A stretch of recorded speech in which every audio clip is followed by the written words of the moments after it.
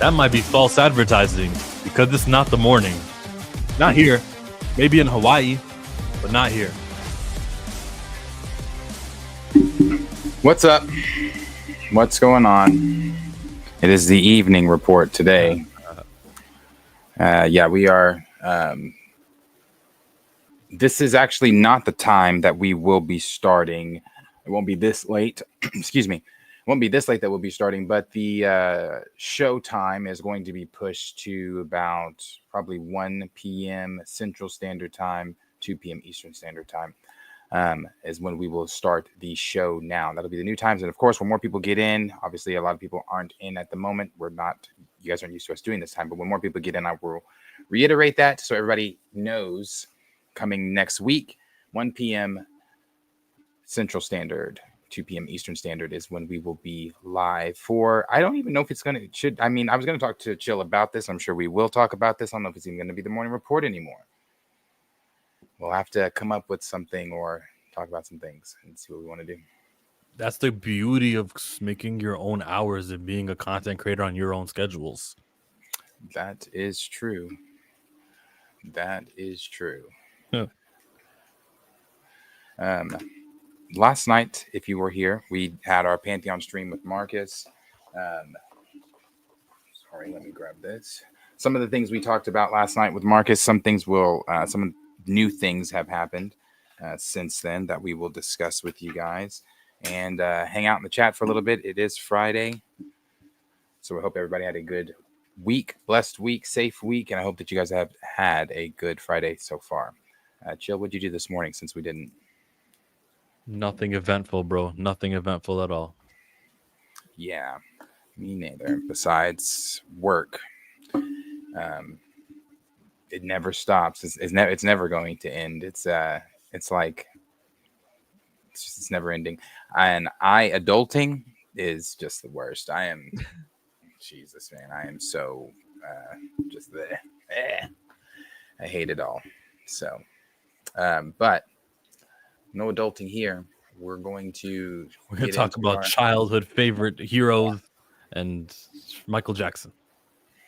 Yes, today is Michael Jackson's birthday. Happy birthday, 67th birthday. 67th birthday to the greatest entertainer of all time. That is gone too soon, but 67 is how old Mike would be today. Today is his birthday. And they have been, of course, I don't know, who all currently or still watches regular cable TV, but MTV has been playing. I don't have it, but I saw that they reported on. They've been playing his music all day. I think they're going to play it till music videos and things of him until this evening, and then they'll go back to regular scheduled programming. But radio stations are playing him. It's kind of like when he passed. I remember they played nonstop, at least here in Oklahoma. I don't know about where it was for everyone else, but here in Oklahoma, they played him all summer. Every radio station. I know VH1 played nonstop music videos, BET, MTV. So he broke the color barrier on MTV, didn't he? He did. He did indeed. He did indeed. He was the first African American to have a music video on MTV. I was gonna say before the color barrier broke him, but it took me too long to come up with that. I'm Too Fly says 2 p.m. Eastern is better. People got work. LOL. Evening report. Yep. Hello, new time. Who this? The GOAT. Well, it looks like they found us. There's no problems with Lawrence and Cleves and Nary's 21 and Blue. Appreciate you guys. Yeah, definitely appreciate everybody. Even you, Dwayne. Chris Tucker. If you want to check the DM, Chris Tucker. As you know, Chris Tucker and Mike were very good friends. So was Eddie Murphy and Michael Jackson. But Chris Tucker and Michael Jackson specifically were very good friends. So Chris put out a video for Mike today. Gary, Indiana, baby, on MJ's birthday. Happy birthday, MJ. Oh, he's in Gary? Why? Yeah. Because it's MJ's birthday. Shit, if I could go to Gary, I'd go to Gary too.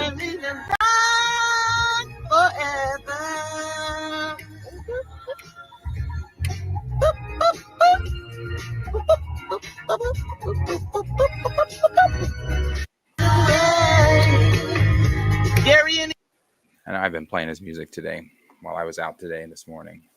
That's all I was listening to. It's Mike's day. So respect the king, honor the king, rest in peace as always to the greatest ever. So yeah, show some love to Mike today if you haven't. Throw on some MJ, dance. Watch his trailer. Oh, sorry, they delayed that movie. Never mind. Wouldn't that have been something? Drop the trailer on the birthday. It'd been nice. Well, I'm sure like there's 365 days. Every day of the year, probably you can commemorate Mike in some way. This is when he broke the color barrier on Thriller. That's why we put that on this day. And he's got so many accomplishments.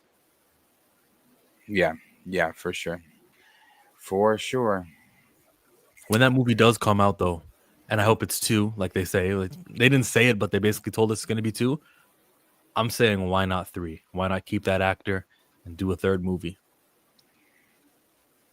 Are you talking about a 3rd Michael movie? Yeah. They could even recast to get someone lighter. I think Jafar is perfect. I didn't even know I wanted Jafar to play him until I saw Jafar post the picture, and from there it was just like, and then everything else, all the other behind the scenes photos they've shared of him, he embodies his uncle. You don't need 3 movies to tell MJ's story. I don't know. I don't think need is the right word. Yeah, you don't need the movies, but it would be cool as like a movie goer. Oh, let's see what happened in Mike's 90s. Let's see what might happen in Mike's 2000s. Like, we can keep the same actor. Yeah, Michael Jackson, one of the greatest to ever do it. So, like I said, show love today to Mike. Correction. Billie Jean was the first video, not Thriller. Who said Thriller? I said Thriller earlier. Oh. But you're gonna need 2.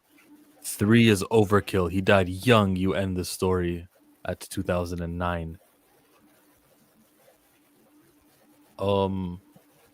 What's the plot of the movie? Like, did they say that we're pacing it to end with the end of his life, or did they just say like we're doing a movie about him, and if we want to do sequels, we'll do sequels? Because Jafar is 30. How old is he? 20s? Jafar, no damn 30. How old is he? I don't know, like 23. Oh yeah, see. Oh, yeah. Why is that even a question? He can continue playing him. I agree. I don't think Michael Jackson is this character that we need to do multiple movies of having someone play him. He's not Steve Rogers. So I think you do your biopic and then you end it. I don't think that it needs 4, 5, 6 sequels to tell Michael Jackson's story. Well, if you end the story before he dies, then that's the story left on the plate. That's a lot of years until he dies. Yeah, but we were all here for that. The death. I personally wouldn't want them to. I don't personally. For me, yes, we can. Obviously, there's going to be things that they're not going to shy away from in this biography. They've talked about that. But up until the death, I personally, if they do the death, which I don't know if they are. I don't know how far they're going. But if they do the death, fine. But like a whole movie, like if we do 2 movies and the 3rd movie, like we're going into the death, and then after the death, what are we doing? Just spending time with the loved ones, like the actors that are portraying his family, because he's no longer in the film. Once he dies, and then on top of that, you've got This Is It. This Is It is the biography that he helped film and direct with Kenny Ortega that he did before he died, the This Is It tour. So if you really want a glimpse into his life before he died, you don't need a 3rd film. Go watch This Is It. So you want the 23-year-old Jafar to play him all the way to the end? Like the end of his life, I mean? Yeah, I don't see why not. You look at him, Jafar now and the prosthetics and things that they've used, the little prosthetics and things that they've used to make him look like Mike. Let me see. They double his age with the prosthetics? I didn't know you could do that. I think it's still leaving money on the table, and there's going to be a desire to see Michael Jackson movies more with the same actor. What is a Michael Jackson movie, though? Like, what does that entail? Like, because when we say that, I feel like we're treating him now as, like I said, a character, as if he's someone we've made up. Like, oh, Michael Jackson movie. There's like 6 of them. It's like, well, we watched the man live. He's done exciting things, and so just take something exciting that he did later in his life, and you can say that's what we'll climax towards, and we'll just cover Michael from where we left off. Like I That's said, me. I would take the extra Michael Jackson. He's 26. He's 26. What's up, Sheila's Fantasy? Biopic. Now I got Jafar Jackson is 29. I'll Google it. I don't think he's. Let me see.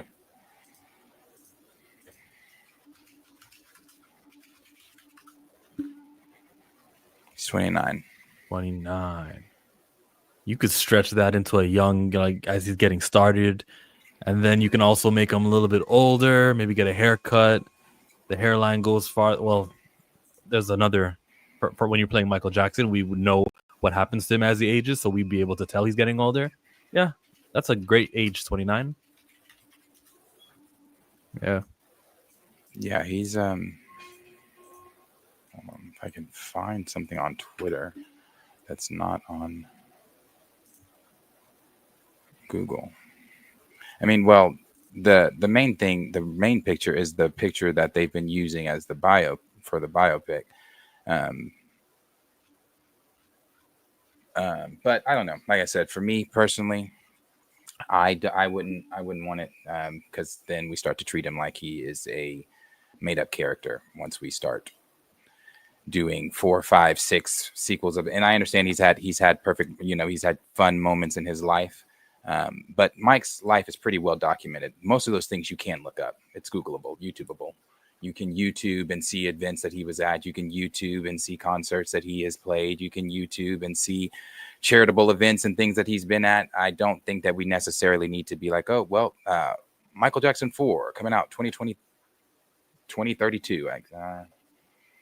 He even said, leave me alone. Like, at some point, let that man rest. Well, is his family doing this, right? Like his kids are behind this one? I know the estate is behind it. The family is involved. I don't know who pitched the idea for the film, though. We got to ask that, though. Whoever decided to do it, like, what did you want to accomplish? It's not a business decision, right? Clearly, it's not, because they have to reshoot the whole thing for including that lawsuit, remember? So whatever their intentions are, if they accomplish it with 2 movies, which was supposed to be 1 movie, then they don't have the need to do a third. I think the purpose is for them to control the narrative of the story that's being told. This is being told from the estate, from his family, not from wacko jacko headline perspectives, where people are going to be having their own agendas when they put, story pieces together about Mike, saying that he was indeed a child predator, or saying indeed that, he was wacko jacko, or that he was weird, he was this, he was that, X, Y, and Z. I think this is the family and the estate and whoever else is behind. The estate I really still don't trust that much, but the family that is behind it, and especially having Bassam, it's Tariq Bassam Tariq. Who is it? Yeah, the one that was doing was it supposed to do Blade, did Lovecraft Country, I thought. Bashir? Who? Bashir? No, what's the director's name? Sorry. I thought that was his name. Oh, maybe that's not him. What's his name? The light-skinned dude. Didn't he do Lovecraft Country? He was supposed to do Blade at one point. Bassam Tariq. Is that what I said? All right. Antoine Fuqua. Yann Damage. Oh, the other director of Blade. Yeah. Isn't he doing the Michael Jackson? Isn't he doing that? I don't know. The biopic? What is the name of the MJ biopic? We don't even know that. I think it's just Michael, isn't it? Oh, it is just Michael? That's why I don't remember it. It's so bland.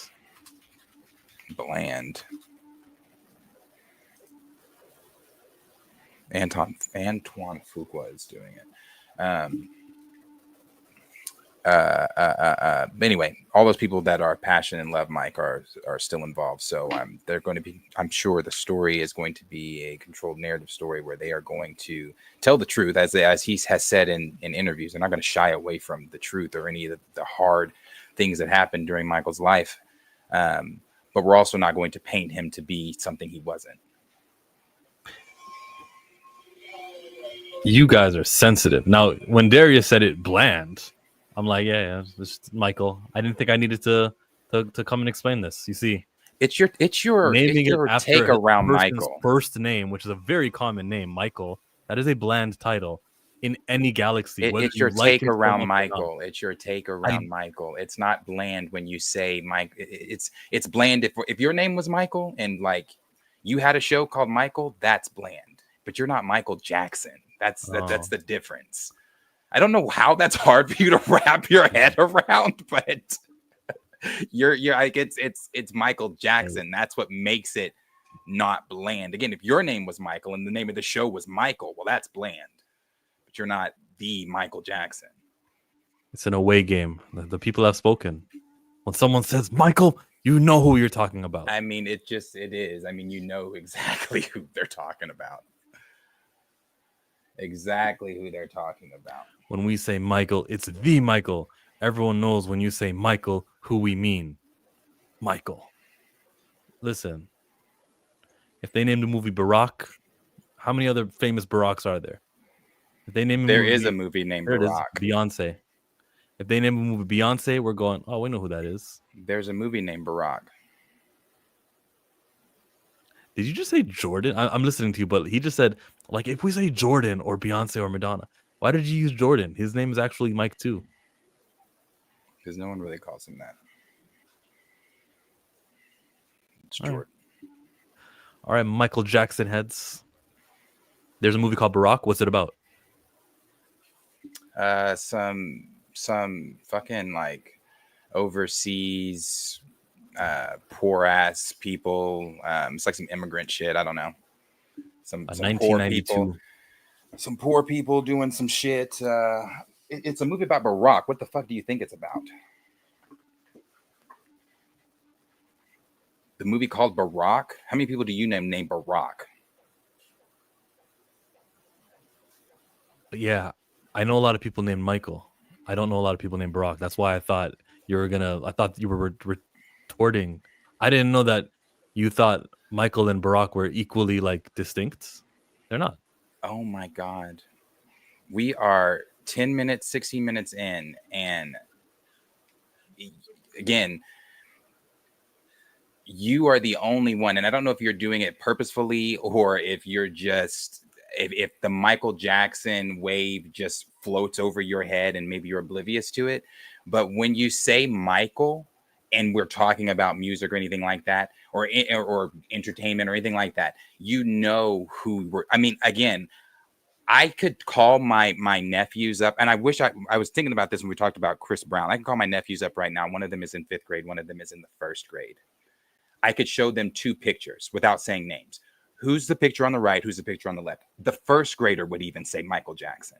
It's a generational. Right. It's generational. I agree. My nephew's children's children will know who Michael Jackson is. His children's children, not most likely, will also know who Michael Jackson is. So when we say Michael, it's Michael. So when you say Barack, of course, I'm going to put that in the same thing because how many Baracks do you know? Yeah, you may know a lot of Michaels, but there again, if your name was Michael and you called this Michael, this show Michael, that's bland as fuck. But you're not Michael Jackson. You don't know, but you agreed with me. It's bland. Michael is I didn't agree. That's the name of the movie. I said if your name was Michael. I've now said this 5 times. If your name was Michael and this show was titled Michael, that's bland. Understood. Killmonger, you're not Michael Joseph Jackson, born August 29th. That's in Gary, Indiana. Exactly. Thank you. So until you ascend to that level of Michaelism.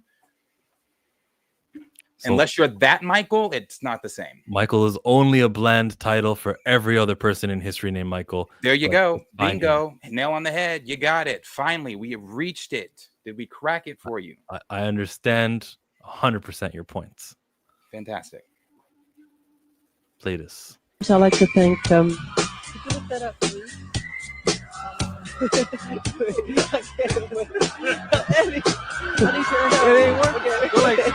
First, I like to thank He said, Eddie, pull it up like I was working for him. And I started to do it too. I was like, yes, Michael. Wait, what am I doing? First, I like to thank Well, that's a great Michael moment. When I love that moment.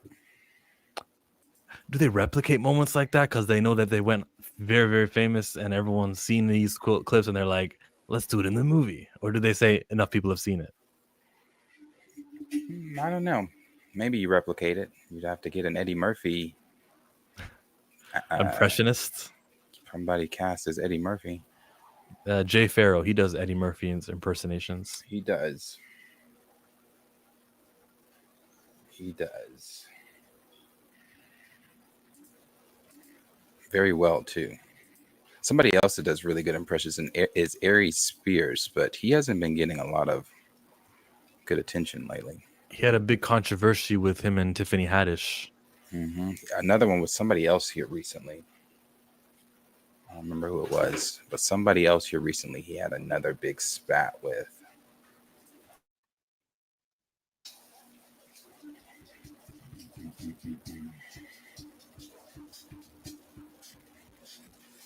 That's true too. What Raymond just said. All right, what is our what's next for it? What's next on the docket? Let's bring it to Star Wars. The Star Wars, the new Starfighter. Sean Levy released a statement recently. You didn't see that, did you? I didn't see it. Here it is. I feel a profound sense of excitement and honor as we begin production on Starfighter. From the day Kathy Kennedy called me up, inviting me to develop an original adventure in this incredible Star Wars galaxy, this experience has been a dream come true, creatively and personally. Star Wars shaped my sense of what story can do, how characters and cinematic moments can live with us forever. To join this storytelling galaxy with such a brilliant collaborators on screen and off is the thrill of a lifetime. All right. He said everything we wanted him to say, except for the Kathleen Kennedy thing. Yeah. More so, I'm glad he's doing it. You know, it's cool. Cool that Sean's doing this coming off the heels of Deadpool and Wolverine. You know, taking the job to even work with Kathleen Kennedy. After so many directors and writers have quit and split from Lucasfilm, it's become somewhat of a joking thing to where even in this movie itself, many actors turned down the role because they just didn't want to be involved with Lucasfilm, or because Star Wars is not the Star Wars it once was and doesn't hold the reputation that it once held in Hollywood. So now you have stars and directors like, oh, ew, no, oh, career killer. How about I don't? So when you have a director like Sean Levy and you have a star-studded cast like you do, this is the most star-studded cast, as I said last night, I think we've ever had in Star Wars. These are heavy hitters in here. Sean Levy coming off, again, Deadpool and Wolverine. I didn't watch The Atom Project, but I've heard that it is pretty good. Sci-fi as well. He said that he wants this to be big spectacle, big, space battle type deals.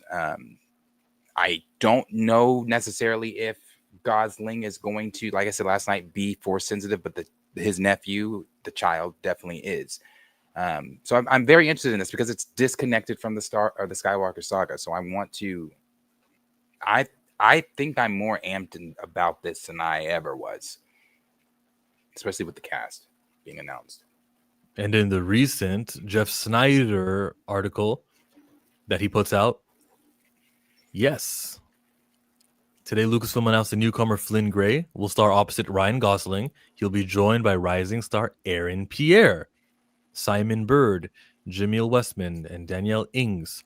Six-time Oscar nominee Amy Adams, who will play Gray's mother, according to sources. Meanwhile, you may be wondering who's shooting this movie from director Sean Levy. and I exclusively report that the Oscar-winning cinematographer Claudio Miranda will serve as the director of photography on Starfighter. He won. Oh, I thought it was a girl. It's Claudio. He won his Oscar for Life of Pi and was also nominated for The Curious Case of Benjamin Button. You want to hear that it's the best talent that's possible, right? So you got some Claudio Miranda, a guy who's got an Oscar speech, and that's who you got in your Star Wars movie. Right. It can't hurt. It can only help because that's got nothing to do with the Force and lore and anything that can be ruined from Star Wars Kennedy stuff. It's just a good filmmaker. All right, we can use you. Right. Within a very impressive resume. So obviously Kathleen is doing what she's doing, her job. She is a producer. She's getting out there and, getting talent in. And sounds like she's playing well with the talent as well. I don't know if this is like a last hurrah type of I need to play well with the talent because I'm on my way out seemingly, or if she really is. I mean, as we've talked about before, Kathleen Kennedy, I hate when people say, well, she produced E.T. Well, that doesn't make her a great president for Star Wars. That makes her a great producer for some of the films that she's produced. For Star Wars, she's been piss poor at her job. So having her bring in some of the talent she's brought in, as in Levy, Claudio, I mean, Matt Smith. I'm the biggest thing for me is Matt Smith. Yes, Ryan Gosling is Ryan Gosling, but Matt Smith, when he plays villainous roles, it's honestly some of his best. I think some of his best acting when he plays villainous roles. So I'm very excited for this with him and Mia Goth. And I don't know why when Star Wars does kids, it interests me, especially for sensitive children. Like the Underworld, Tales of the Underworld.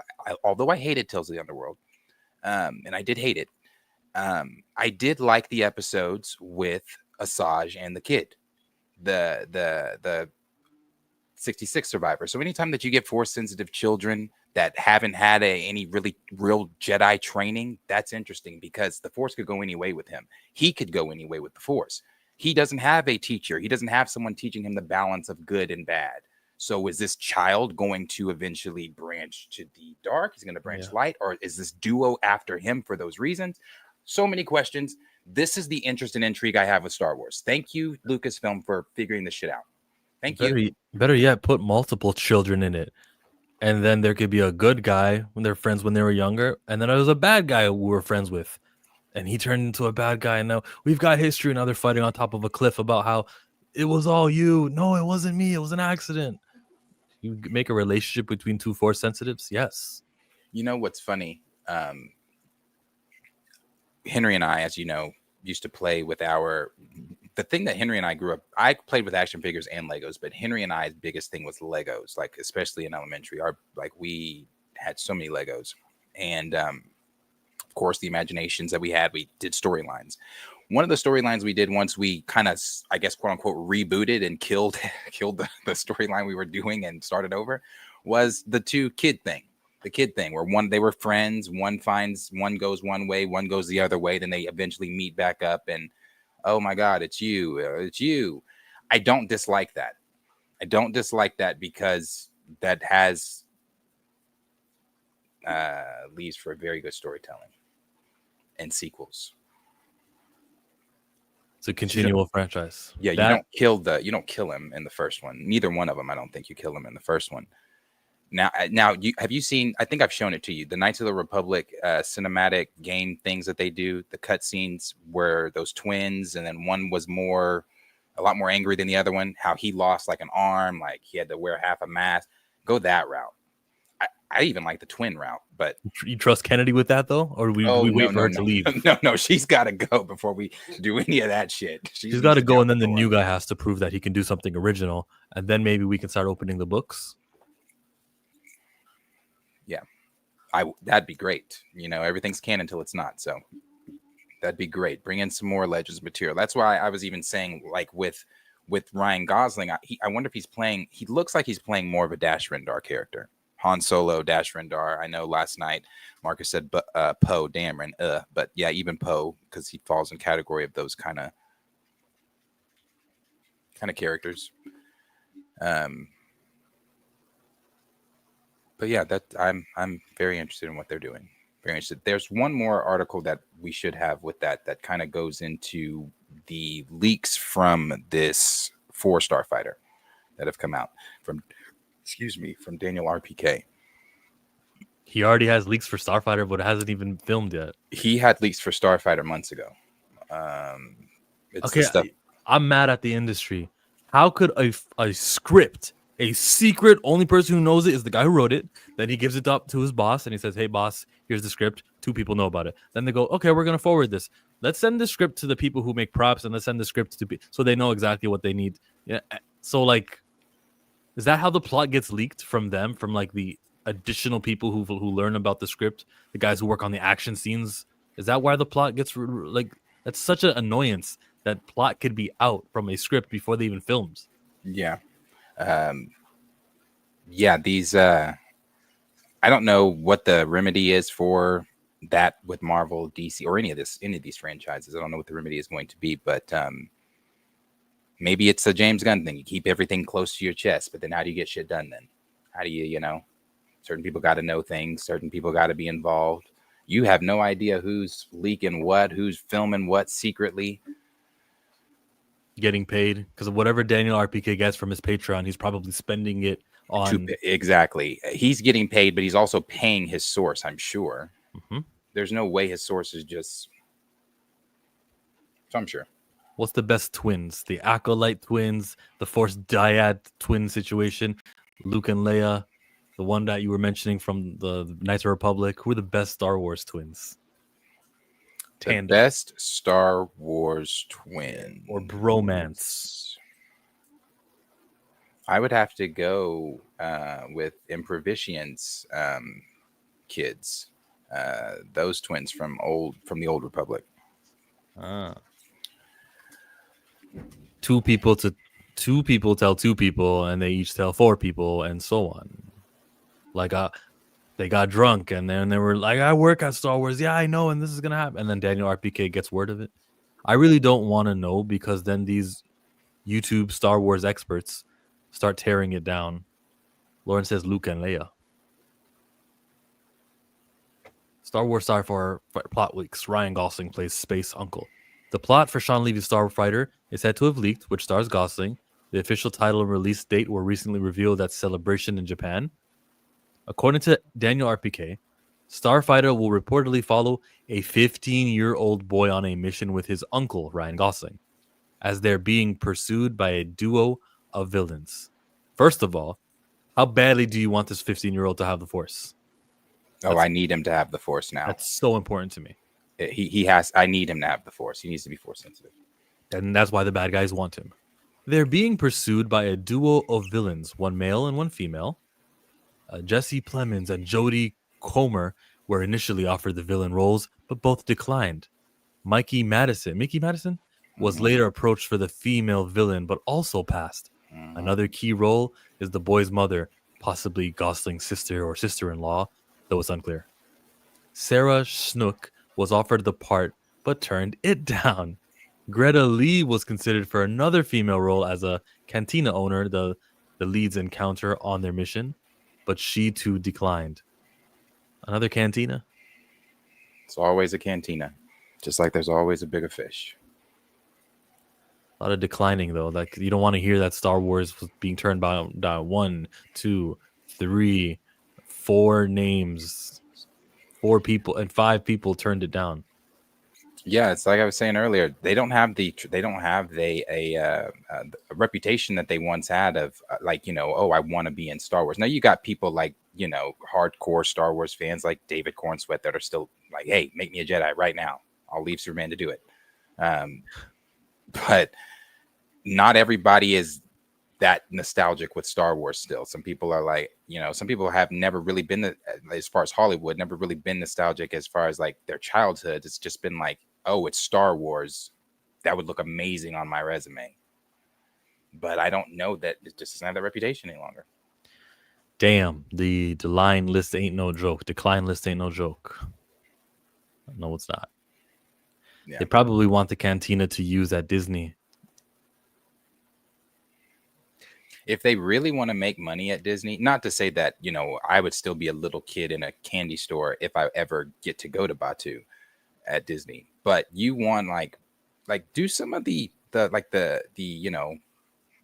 planets that we know, like do Mos Eisley, do like Do the imagine cantina walking, that we know. yeah, from Mos Eisley. Imagine walking into Naboo, like a life-size Naboo.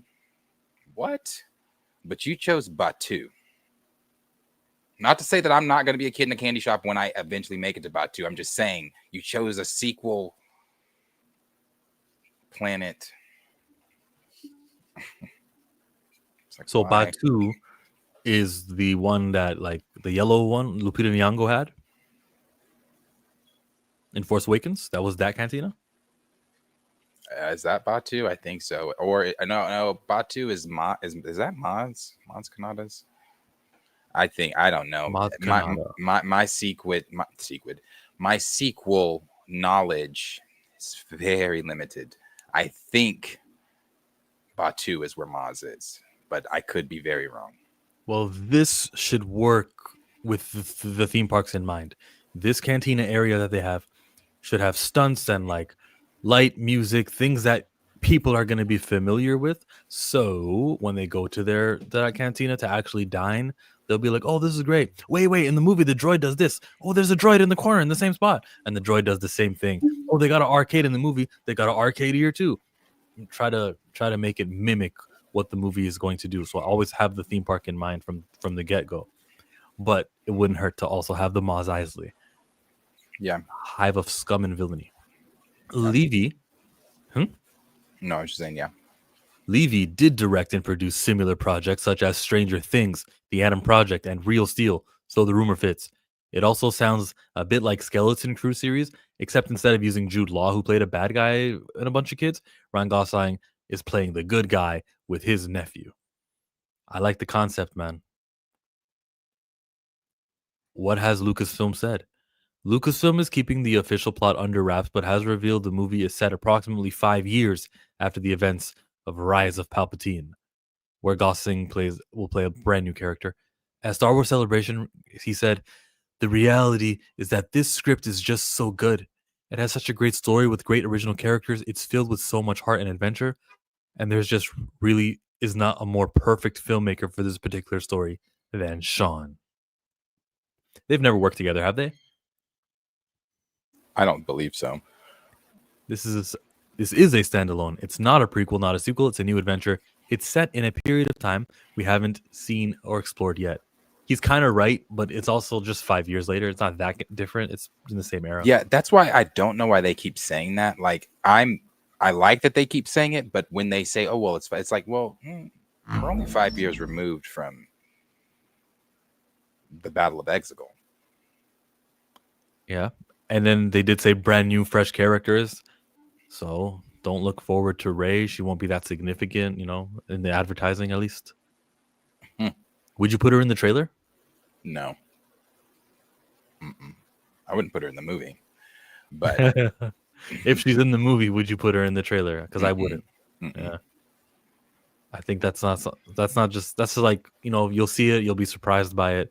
And then everyone who's like worried about it, they'll watch the movie and they'll say, "Oh, she was in it, but it was barely in it, bro. It was like in the third act and she left." So yeah, I'm worried, bro.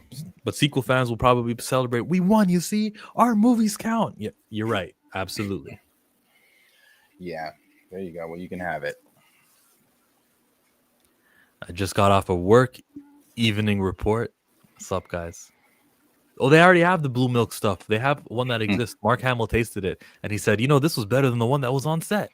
Ew. Disney. I have seen it in people's videos, vlog videos visiting Batu. Doesn't look good. What do they say? Well, they're always like, "Oh, yeah, it's pretty good." Yeah. Some people are like, "Yeah, it's really good." But I'm just like, what is it? Is it actual milk? Or is it like a juice? Because if it's actually like milk, I think anybody that just drinks milk outside of cereal, you have psychopathic tendencies.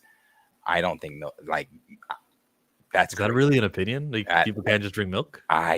Chocolate milk? That's fine. All right. When you're adding something, but just straight, I can't do that. So Disney needs to reinvigorate its theme parks. It's the same park from 40 years ago. That's actually not true because like the Star Wars editions only happened once they owned them. So that at least is fresh. But maybe everything else is the same, right? From 40 years ago. Universal is killing them this year with Epic Universe. I'm visiting Epic Universe for Christmas. I've heard that opinion. I was about that Universal is just whooping their ass. And yeah. oh, I've heard that too. I've heard that too. And this, what's the new one? Epic Universe, Mario Land. I've heard that shit's pretty dope. I've watched videos, YouTube videos of people have gone. Looks dope. It looks like it's blueberry flavored. Hmm. And from the viscosity, it is milk. I don't think it's not milk. Ugh. Ugh. I don't like that song. It's a small world after all. I like other songs. Speaking of that, I've been boozy since I left. I ain't changing for a chick. Tell my mind I ain't forget. Woke up drunk. thank you to Fly Cam. Favorite 3 MJ songs is Mike the Icon of Halloween. Huh. Is he the Mariah Carey for Halloween? Probably. Who else has a big Halloween presence? I can't hear you. I said, not really another Halloween song. Yeah. Fave 3 MJ songs. Man in the Mirror. That's my number one. Okay. Well, what's your number 2? I might agree. My number 2. I had a video with They Don't Really Care About Us. So that climbs the rank. Personal connection to that song. They don't really care about. I don't know. I love that one too. Number 2 probably for me is Dirty Diana. Jackson 5, I Want You Back. Or are we adding the boys, or is this Mike solo? He's in it, so he counts. But it's different. There's the group, and then there's Mike.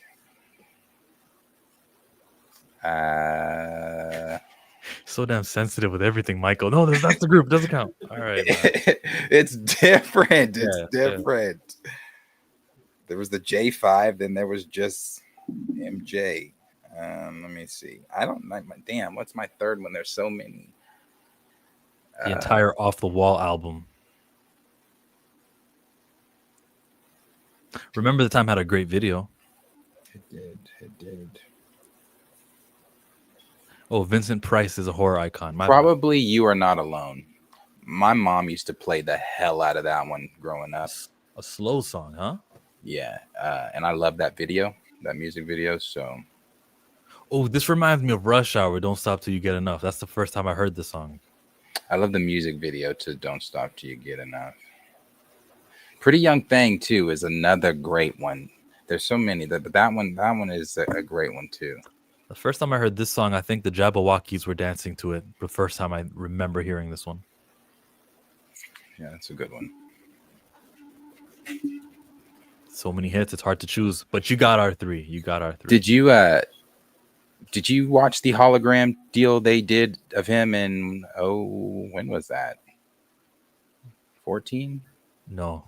You've never seen that, the hologram deal? Okay, have you seen the Tupac hologram that they did? At Coachella? Yeah. Yes, okay. The Michael one, I won't say it was as good as that Tupac one. It was interesting. I'll show it to you. I thought maybe you've seen that before. The Michael Jackson hologram. I think they retired that thing after this, and they needed to retire all those holograms. I thought that shit was kind of weird. I'm open to it though. Okay, listen. I was thinking about AI. This is not hologram, but it's AI, right? But we have the voice of James Earl Jones. We got it in Darth Vader. There's people alive right now, like Michael J. Fox, right? Mm-hmm. He's a little bit limited. If we could AI his voice, if we can have him do a movie about himself, I mean, when I say do it, I mean help produce it and help be a part of it, and he could use his voice in this documentary style movie, and we can like hear from him his thoughts. That would be a great usage of technology. Just pay the guy, of course. So I was just thinking that, and I don't want to forget that idea and just have time pass. But that was what I was thinking. I think like he'd be with the Parkinson's disease he's got. Man, he would be a great guy who could, and it would help him too. It would help him do a lot more conventions and appearances, and he'll be like relevant again if he just has a big Netflix special. I think Michael J. Fox should take advantage of AI and some of the futuristic things that we all hate and we're all worried about in our world getting taken over. But wait, 1 second. If I play this, we're getting flagged. For Michael, it's okay. I don't know if you play the sound, but yeah, this was what award show was even this at? I don't even because this was an award show, I think. He's like frozen and then he moves, but it's a fixed camera angle where you could it's a fixed camera angle. It was interesting, but a little weird at the same time. Like I was like, is this going to be the new norm? Are we doing this moving forward? Mike performing at all the award shows moving forward. When he freezes though, again, there. Yeah. I mean, the crowd seemed to have liked it though. I just don't know what this was even for. I don't know. I don't remember what this was at. This was 11 years ago. Cool performance. Bruce Willis, maybe. You Are Not Alone. Oh, yeah, the song. Human Nature, Dirty Diana, Billie Jean. Human Nature. The video, The Way You Make Me Feel, is one of my favorites. Oh, the one, It's Black or White. That's a cool video. I like Black or White. I just feel, and this is going to, I mean, you can't really overplay anything that's Michael Jackson, but I feel that the radio themselves, they love Black or White. And that one gets played a lot. Yeah. Happy birthday to Martin Luther King. It doesn't matter if you're black or white. Yeah, they play Donald that Trump lot. just came and passed a brand new law. Well, black or white. By Michael. And they play the whole thing too. They don't just start the music. They play the whole Macaulay Culkin opening. Turn it down. And I'm like, oh my God. Yeah. Macaulay Culkin's a legend, bro. Definitely. Especially being married to Brenda Song. Like, what? I didn't even know they were. I didn't even know they were still. They're still married, going strong. He was just in the news the other day talking about his son. He was talking about how, I don't know if they just have one. I can't remember exactly what he said. He's like, but their kid or kids don't react to them even being on. He'll put on The Sweet Life, and they'll just be like, okay, and like I'll put on Home Alone, and they'll just be like, okay, and I'm like, he's like, so yeah, they don't care. That's not fair. That's not fair. You do all that hard work. You're like, all right, my kids are gonna think I'm cool, but it doesn't work that way. They'll care when they get older. Yeah, they better. They don't understand the value of money and everything. The refrigerator is full of food and everything, and they're just like, whatever. It's like Chris Hemsworth's son doesn't give a shit that he's Thor, but loves Chris Evans as Captain America. Jumping over to the wrestler. I was just watching SmackDown earlier, and John Cena killed it on the microphone today. James Gunn says that Peacemaker Season 2 will have big cameos in the final episodes. That's what we're waiting on. Isn't that exactly what you're saying? Call me when those final episodes happen. Yep. When we get to those final 3, I'll tune in. We have some really big stars from the DC universe that are going to be near the end of the season. That could only mean Superman. Someone commented, I don't know, you can see the comments, right? Yeah, you guys see the same comments I see, especially if it's like a Pantheon stream, because it goes to all of us, I believe, right? Maybe not. Maybe that's not how it works.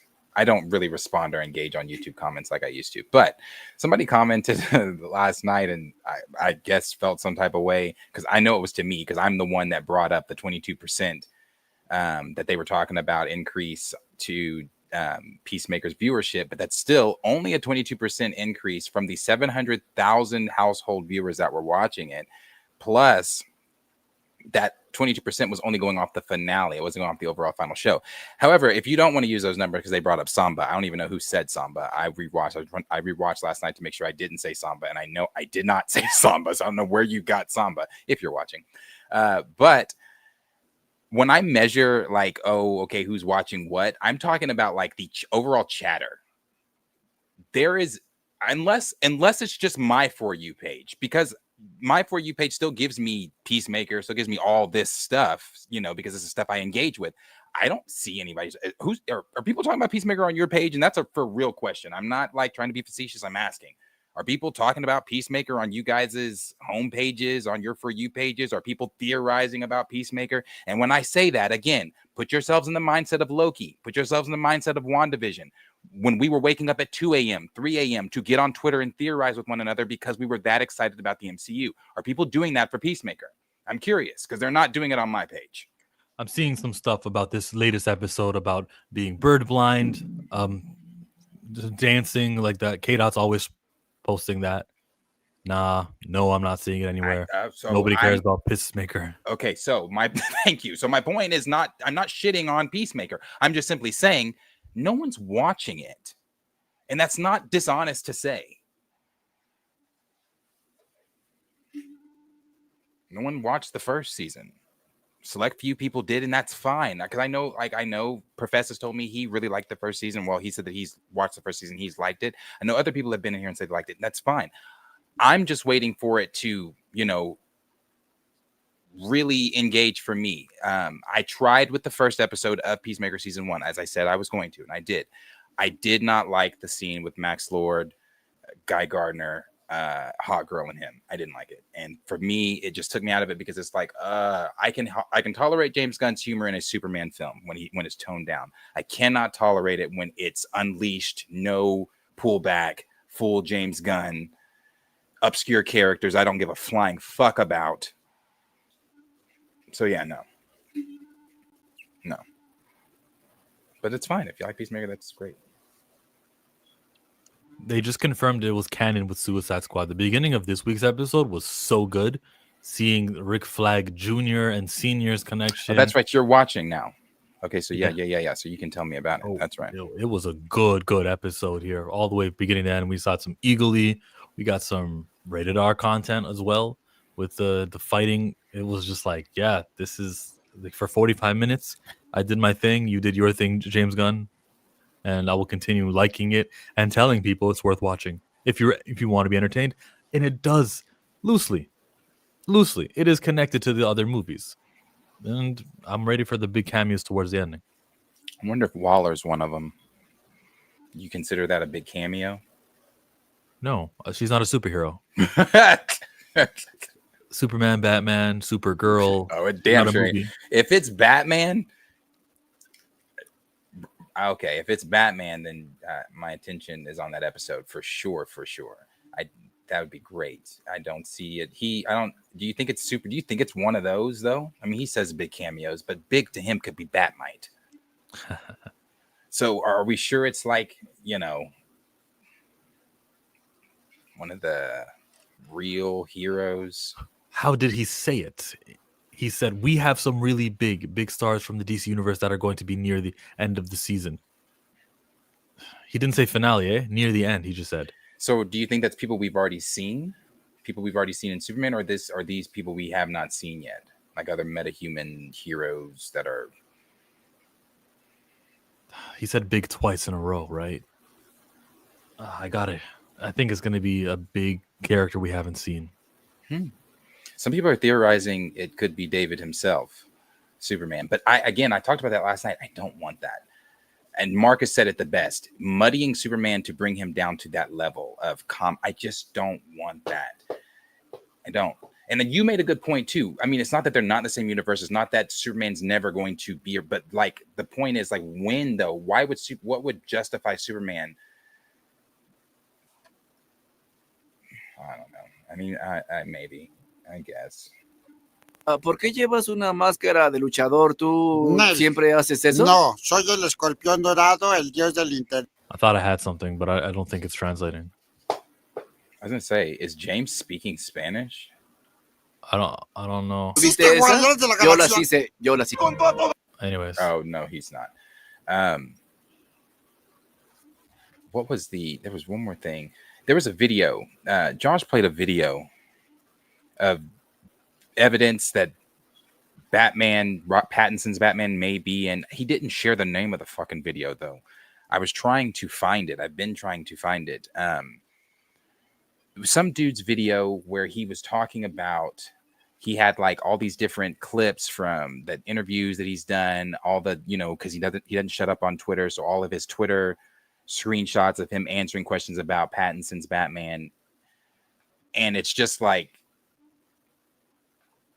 I don't know, that video he might be. I go back and forth. you're harsh. Give me a terrific series to compensate for my time. Go read the comic. This is a lesser superhero. Lord have mercy. This is a lesser superhero. Lord have mercy. I think he's talking about Peacemaker. Yeah, he is a lesser Superman. Lord have mercy. Supergirl fits Peacemaker. She can be a haircut drinking buddy. Hardcourt. What? What's hardcourts mean? Hardcourts. Where do you see that? I don't know what that word means. Oh, I don't. Yeah, Supergirl. She could be. I mean, yeah. Alan Is that Ritchson Amelia? answered, though. Who's Amelia? Sorry? Who's Amelia? I was gonna say, is Amelia's last name Harcourt, and I just don't know that. But Andre said that he's a character. Okay. Who's Amelia? I thought Amelia was the love interest of Peacemaker. Oh, The character Harcourt, LOL, main love interest. Okay. That's the blonde chick with the toxic masculinity. Her. Got it. Thank you. I didn't watch this first season. I didn't know her name. I knew her name from the text messages, the way they ended the episode. All right, let's go. Well, it's not rumor that James Gunn is a fan. He said it himself. And am I a fan of James Gunn? Absolutely.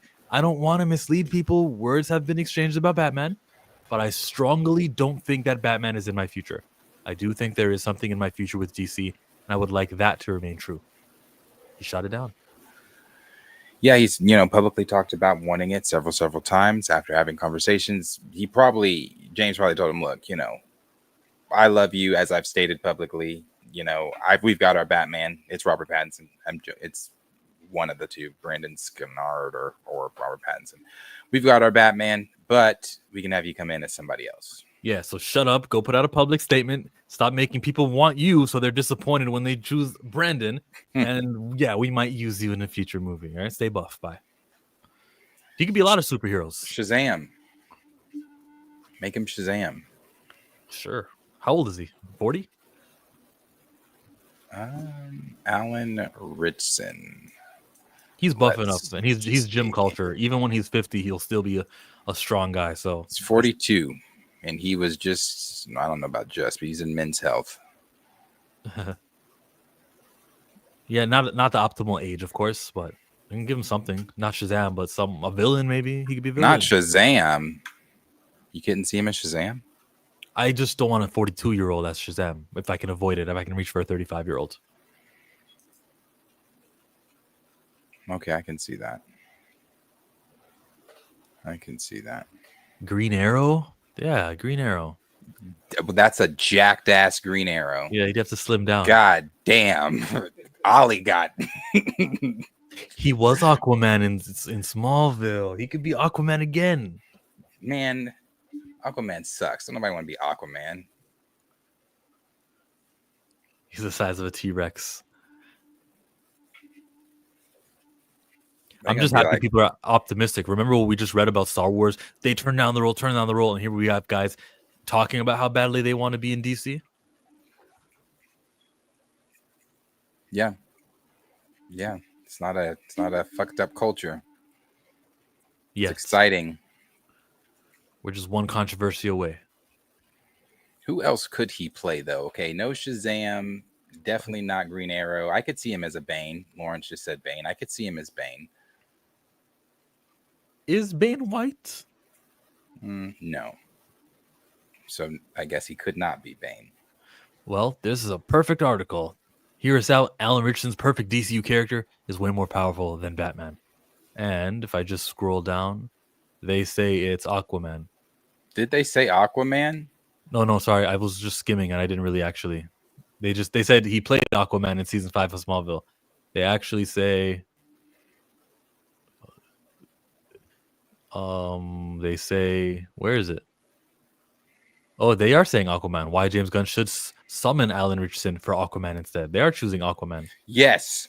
What Andre and Profess said. Captain Atom. Perfect. Oh, that's a James Gunn character, yeah. He is perfect as Captain Atom. That is actually perfect. That's actually, yeah. You put him in the silver. That's actually fucking perfect. He fits Captain Atom. Yeah. Yeah, make him Captain Atom. Captain Atom's strong. He's one of the league members once it goes unlimited, and yeah, they don't know. Make him Captain Atom. He'd be an expensive character. He'd be a supporting character too, so he wouldn't be leading it. Yeah, I like it. How fleshed out do you think he's going to do the league? You think we're going unlimited, like where we're having Captain Atom, where we have? I don't know. No, I wonder what he's going to do. I really don't know what he wants to do and who he chooses. It's not enough data. He'll choose a whole bunch of people we don't know, but like he said in other interviews, my favorite heroes, that's Batman, Superman, and then Booster Gold or Peacemaker. One of them was his number 3, but the first two were the big heavy hitters. Peacemaker was his number 3. He said Superman, Batman, Peacemaker. Those are his 3 favorite DC characters. Mind you, we're still getting a Sergeant Rock film, so what he does with Justice League is going to be make or break. If he wants to elevate Mr. Terrific, yeah, but if that also comes with Booster Gold, no. Yeah, no thanks. No thanks.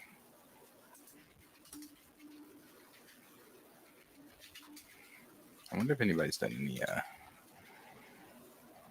Oh, they have. There have been fan arts or CGIs or AIs of him as Captain Atom. This one's not a good one, but there are some already out there of him as Captain Atom. So send that James's way. This one's okay. Ew. I'll send it to you though. I'm sending it through the DM. So everyone can see potentially your DC Captain Atom.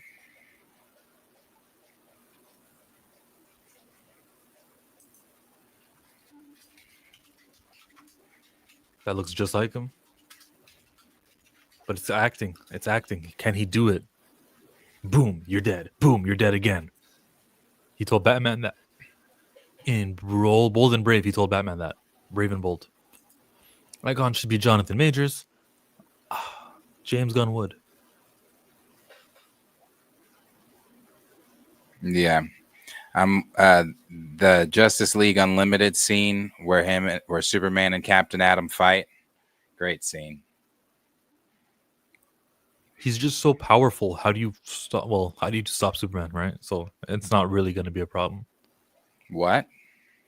I was going to start and say he's so powerful. How are you going to stop him? How is he going to be used? But then you just have to have threats and you just have to write properly.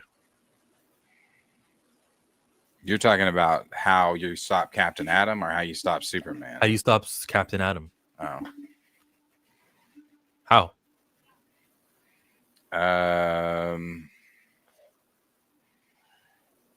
You have what's the deal where he, like, when he absorbs all the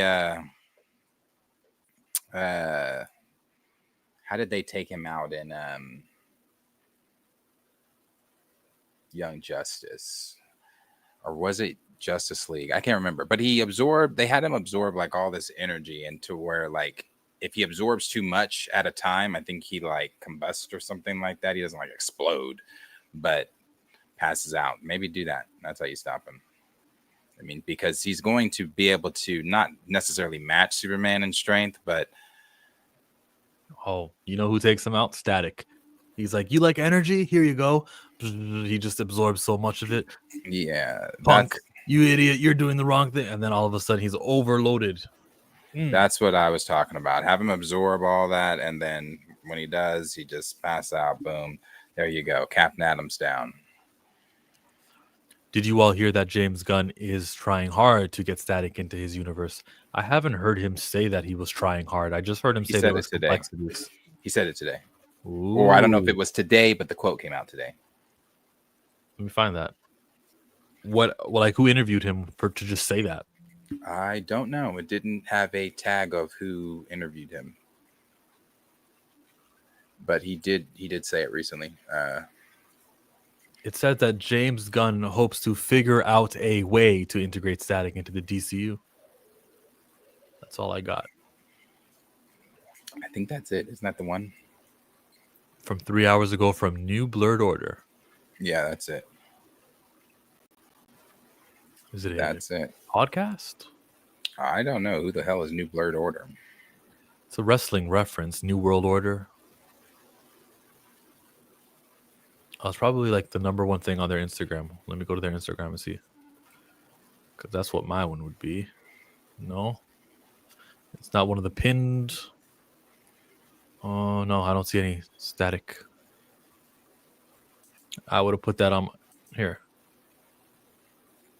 There's challenges with the character. Could you share? It's all about integrating him with the DC universe because he's not a character that's traditionally a part of the DC universe. You're absolutely right. It's kind of like the Authority, you know. So like the Authority's been a little bit of a challenge simply because integrating it with the DCU has been a difficult thing to do. And the same thing is true of Static Shock, and you know, hopefully we'll figure out a way to do that. Well, you did a great job with Superman, so I'm not worried. Why is Big Sean? I didn't let you answer the question. I forgot. No, it's all good. Static Shock is, to me, one of the coolest. Like you said, it's not an original DC character. It's kind of more so, like you said, the Authority. So, you know, I just saw they announced that Batman Beyond and Static Shock having a comic together. That's cool. Why did he just repeat what James said? So, yeah, I'm looking forward to it. All right, bro. Yo, bro, you are busy, bro. Miles still. So wait a minute, hold on. I'm sorry. Before we even jump to any of that, so Big Sean just runs around with gun. They were at the red carpet for Peacemaker. Maybe he does the music for that. Maybe he's Big got Sean a cameo. still does music. He's acting. Maybe he's probably got a role in episode 3. Stay tuned. Can you get over the Big Sean was there part? Like I'm sorry, I ain't seen Big Sean in a long time. I don't think since probably like blessings on blessings on blessings. He has abs now. Hey, I didn't know all that. All right. So, yeah, to hear him say, yeah, it's just like the Authority, just like he said. And they called him Static Shock instead of Static, which I'm telling you guys, his name isn't Static anymore. It is Static Shock. That was too monumental of a show. We call him Static Shock now. So learn to love it. Don't be a nerd. Actually, technically, that's just the title of the show. It's his name, Static Shock Virgil Hawkins. He said that it's about integrating them. He's not traditionally with them.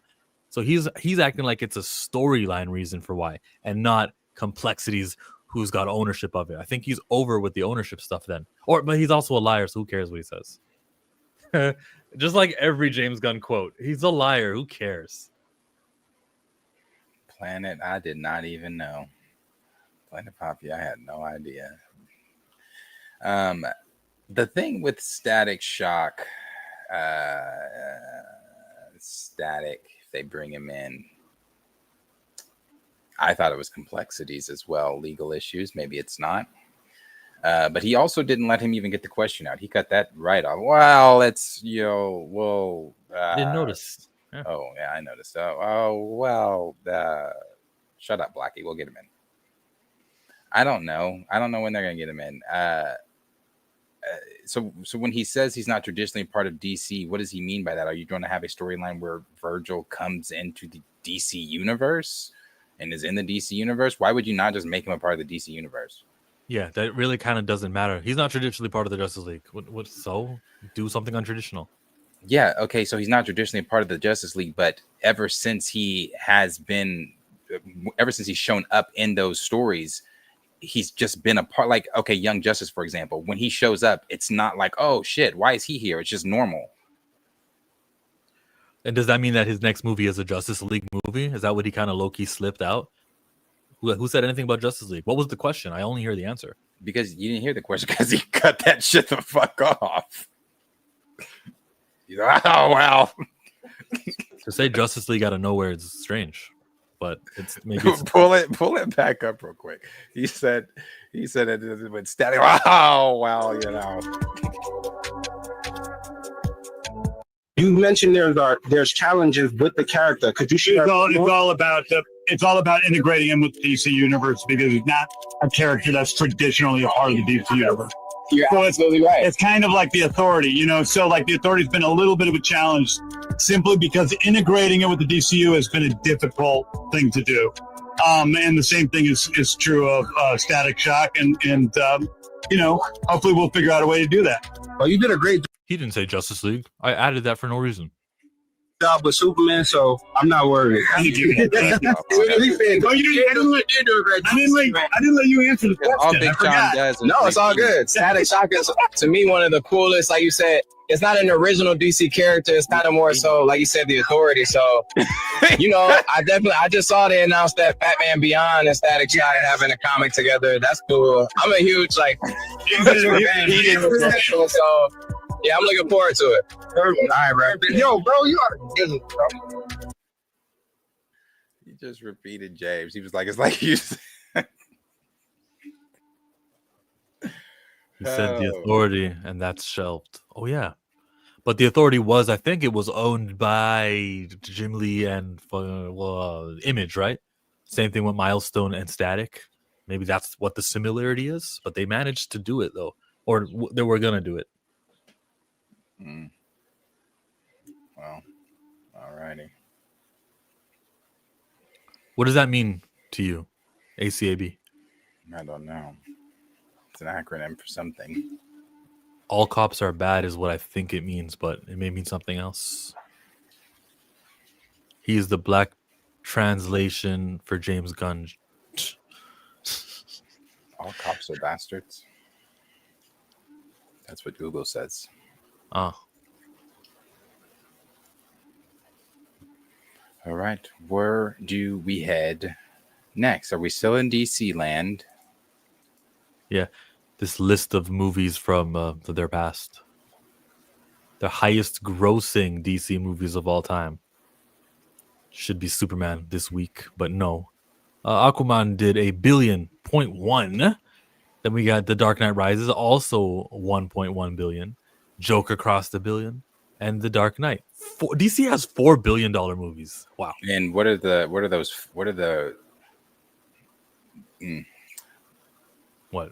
those four have in common?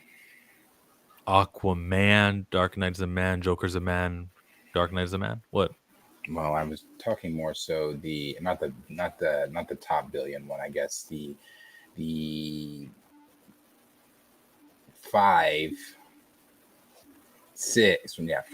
4 top grossing ones for them minus Aquaman are Batman related. Number 7, Batman related. All of these are Batman films. Batman takes up majority of this list here. He's also had the most films. He has.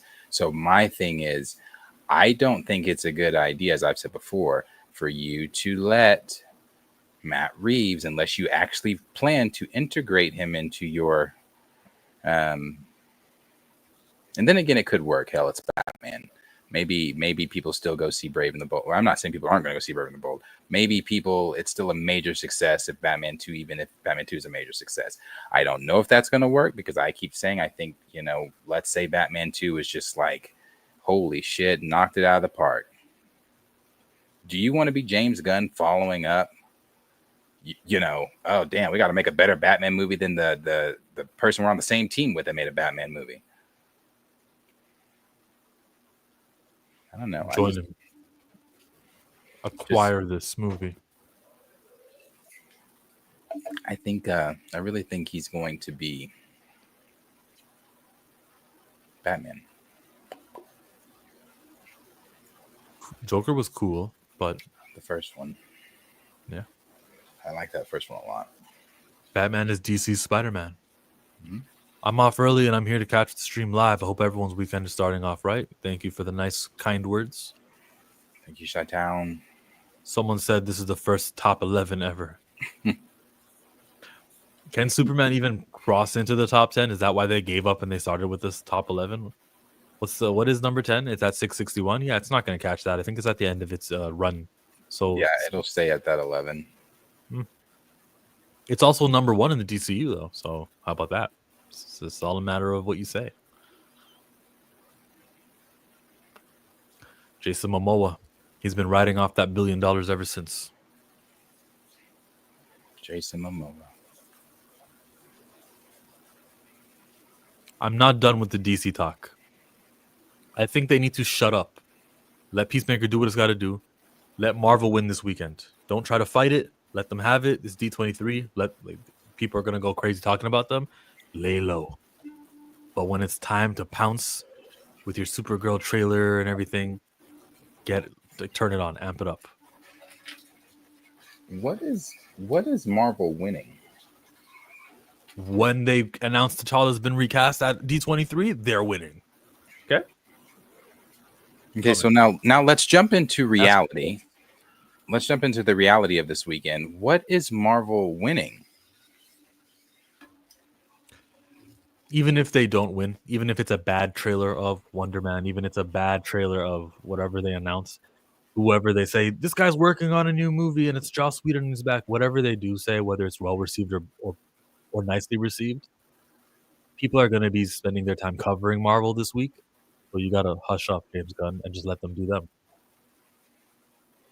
I don't know if they manage to announce something that makes my jaw drop, then they have done a very good job then they need to keep that type of secrecy throughout everything, because I just don't know what Marvel is going to say tomorrow or Sunday or whenever the hell they take the stage that's going to have people like, damn, did you see what Marvel said?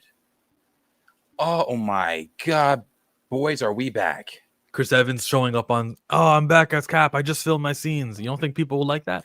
Man, okay, yeah, sure. Like I'm talking like, okay, maybe they're not appealing to us that know things like that. But I feel like even the general audience, maybe not everybody, because again, not everybody's in these spaces of leaks and rumors and blah, blah, blah. But I don't know. Is that enough? Maybe The Rock is back, or not back, but he's there. He's saying, man, I always played a superhero, but now I'm a villain. I'll be the gladiator from the Shi'ar Empire. I'm in the new X-Men movie. It's coming out in 28. Thank you, crowd in Orlando. If Chris Evans came out and said, oh, I'm back as Captain America, for me, I would be like, oh, cool, confirmation. Confirmation. Where we didn't have it. But yeah, confirmation. Cool. See you in 2026. But it's like, we'll see. Well, you're not alone, because he says, I don't think D23 is dropping anything Marvel related except for animated series. I guess. Andre says, did y'all see my super chat? It's coming, but I don't think we missed you. I just think we were on the DC and we didn't want to switch over yet. Did they sorry, didn't cut you off. Did they I wonder if they're gonna show something for Vision Quest. I'd personally. Yeah. They'll even announce it exists. Like, that hasn't happened yet. D23, coming up. They've announced it exists. At what? The trades announced it exists. Okay. Well, we'll have a logo for it. I think they need to do more than a logo. They've been done filming. Trailer. That'd be nice. Sizzle reel trailer. That'd be nice. Get the audience who likes the Vision Quest. So that's two things: Wonder Man, Vision Quest, and then of course X-Men '97. Right? They're proud of that. Marvel Zombies. Daredevil season 2. Lots of things will break. They're not going to wow us, but that again, it's an element of surprise. Who would have thought Robert Downey comes back on Comic-Con? When's the last time though Marvel wowed? That's the problem. But if you're DC, chill. Let them do what they got to do. And if it's bad, great. Stay quiet. Don't make all of the people who cover this on all the websites cover you. Let them cover how Marvel's dropping the ball and how they shit the bed. And let them stay quiet this week. Let them do them. It works for you either way, whether they are successful in news break or whether they drop the ball. Yeah. I think Star Wars, Lucasfilm, take advantage of this weekend. Doomsday teaser. Hopefully we get a glimpse of 97. Wonder Man and Zombies trailer. Yeah, Zombies. There you go. See all those things? I said I'm going to check out Zombies. I'm going to check Zombies out. I would actually like them to drop some type of teaser. That'd be nice. I mean, to get people really talking. Doomsday. What do you think the possibilities are of that? I mean, shit's filmed. You got to do something. You got to do something. It's important. Your boss is in the arena. You want to make sure that Pixar, they got a mild response, but Marvel, we're still Marvel. So you have something from Doomsday. Yeah.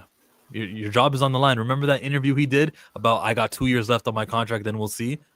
That's never happened before. You're supposed to have job security and you're supposed to be fine. Unless you're going to be the Star Wars president. I don't know why he would say that. Or however he said it. Because again, they didn't quote in that interview. Can we get a new X-Men live action series like The Gifted? That was fire, low-key. No, that won't happen. Can we get it though? Yeah, we could. The way you said no, not that you said no, it's the way you said it, and I'm not laughing at that. I personally, unless it's like New Mutants, I don't want them on a series. I think they need to be on the big screen. I think there are New Mutants, like you said, smaller students who are worth following. And maybe one episode has Thor. Maybe at the end of the season you see Wolverine, bump into Cyclops and Jean, but they're not the main characters. Yeah, do it. Like, teach me things. Do exposition dumps about the school, about things that we can't fill the movie with. You guys need to watch the show if you really want to know the ins and outs. But when it comes to the movie, action. Yeah. So we need a season or 2 seasons, 3 seasons in between movies. The way Agents of S.H.I.E.L.D. was supposed to be, but it wasn't. Stamina said they better leave Doomsday alone. Really? It's too far out. It is too far out, but do something. It doesn't have to be revealed to the whole world. Just for the people in the arena, I think. Too far out. No matter how excited folks get, it'll have faded by the time tickets are ready to buy. No point trying to hype people 14 months out, in my opinion. I don't disagree with that because it is in December of next year, so it's still over a year away. I thought you were going to say but. I don't disagree with that, but. No, I don't disagree with it. It is, I mean, that's really early. They're not Force Awakens. Who think they are? 14 months? What? You drop it in that December time, sure. The Super is about DCU. It's about who shows up at the end of Peacemaker. I see that.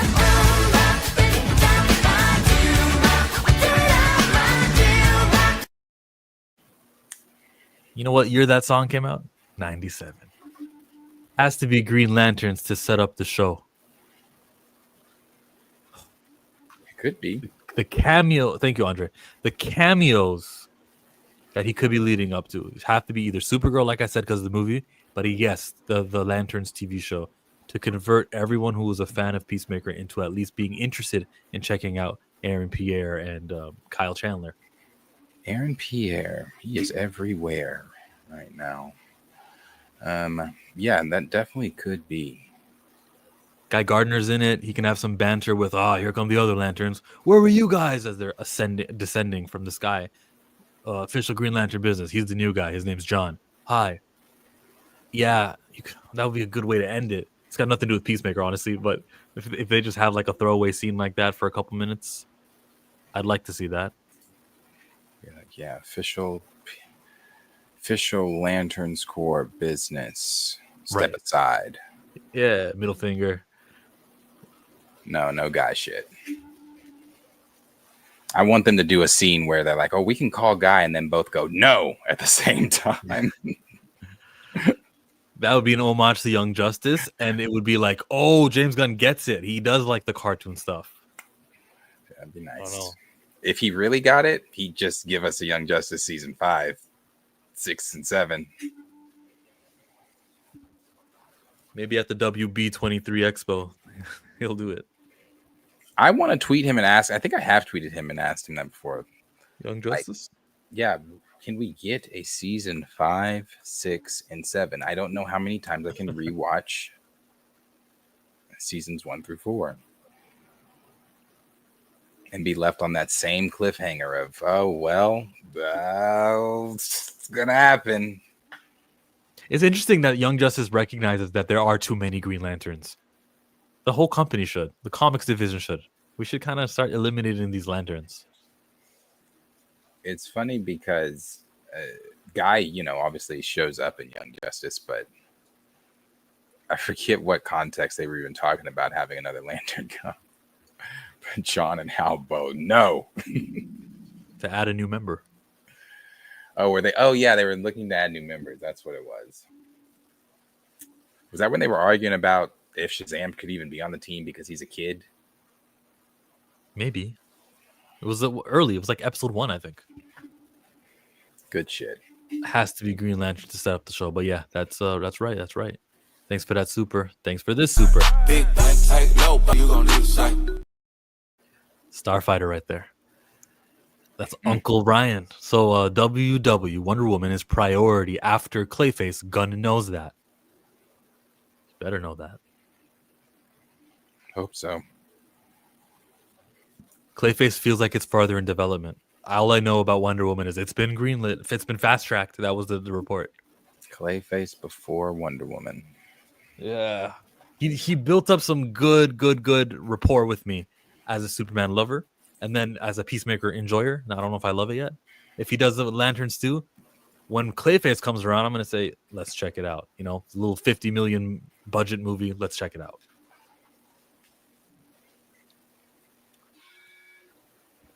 I'm going to see it regardless on my computer. What? Google says the Clayface budget is 40 million, estimated 40 million. Good. Estimated 40 mil. Yeah. Wonder Woman should be higher priority, though. It's a very easy decision. And especially like when you look at the landscape and you see how no superhero movies are making that serious money, that international audience isn't showing up for a lot of other movies too, except for F1. But they're not showing up. Yeah, don't risk it, bro. Clayface, fine, but Wonder Woman should be your next big one. Probably regret doing Supergirl now that you think of it, right? She's not as big as Wonder Woman. Yeah. Thanks for the super 2-fly cam. Appreciate ya. Next. I just keep elevating. No losses, just upgrading. My lessons made blessings. I turn that into money. $5. Gunn can't do everything at once. We don't even have an official Batman yet. Let the man breathe and get some other non-white creators involved. Patience. What's his parliament? Do we know that?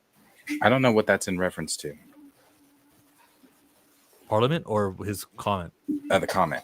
It's to get some other creators involved, non-white, We need a Nate Moore in there.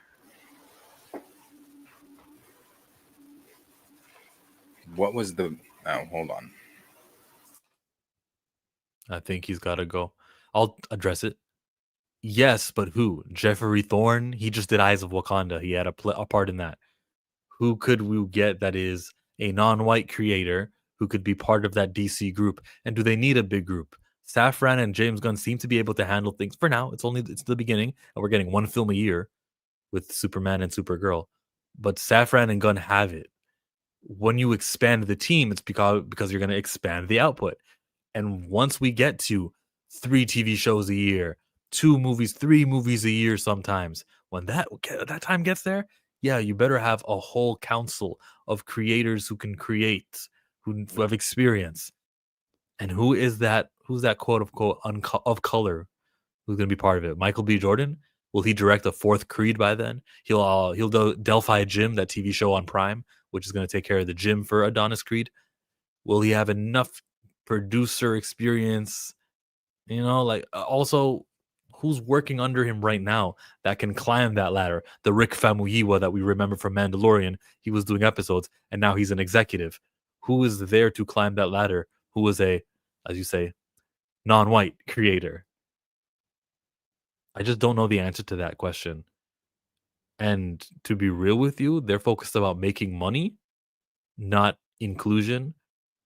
And historically, that means if they're focused on making money, they're not going to do the smart thing and go, oh, well, there's black dollars we're not addressing here. They're not thinking that way. They're just like, how do we get that white audience? If they knew better, though, a Static Shock, 20 years after the show just ended, we're all older now. Static Shock coming to the movie theaters. Those are dollars that you would not get. You get the sinners' dollars with Static Shock. Plus, whoever comes for superheroes. Gunn can't do everything at once, Darius. Agreed? Yeah, no. Yeah, no, you can't do everything at once.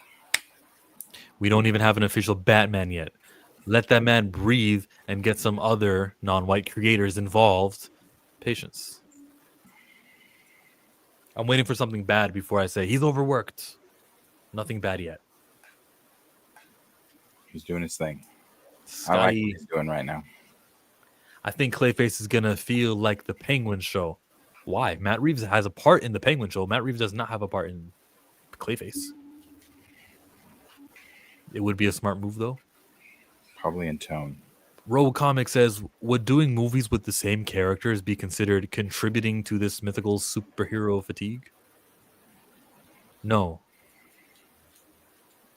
No, that wouldn't contribute. I just saw a Superman movie. No, we wouldn't say that. I just saw Lantern's TV show last year, and now it's a new season. We haven't had an abundance of it. So no. Parliament Parliament, the group of people who, like 7, 8 Marvel executives, including Louis Desposito, Brad Winderbaum. There's like 8 of them that Marvel have.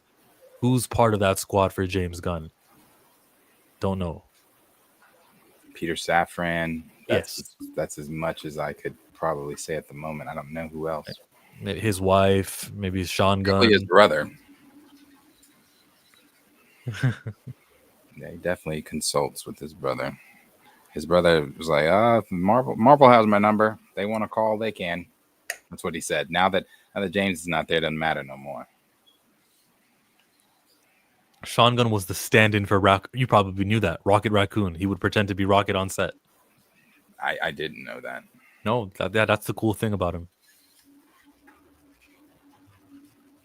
James Gunn is gonna announce he's making a TV show called The Question about a former Gotham police. He will become a vigilante. Anyone but Batman. They just pushed Mortal Kombat 2 back to May 15. Well, I don't remember what his original date was, so I don't feel that pain. Not like when they pushed back Avatar. I said, damn, I was looking forward to that. Yeah, I agree with Buck's thoughts. Static Shock is a lot of money getting left on the table. A lot of money. You think that's a good point there? That Static Shock is leaving money on the table? Yeah? Yeah, it's leaving money on the table. You're not using him. You're not using him. The Question and Jonah Hex. Don't let James Gunn hear you. May is crowded. With what? Fast and Furious? Other films in May.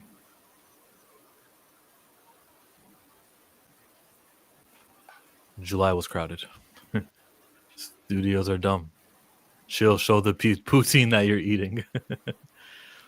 Lawrence is a little bit entitled. He thinks he can just drop money and everything and just get answers to questions and get us on his commands to move. No, Lawrence. I will not show you what I'm eating. The question is crazy. Would I like to see the question at some point? Sure. In the league? Sure. How would that look? Ooh. I don't know. Steve Ditko created him. Unless I'm wrong and Mike will correct me. Steve Ditko did the question.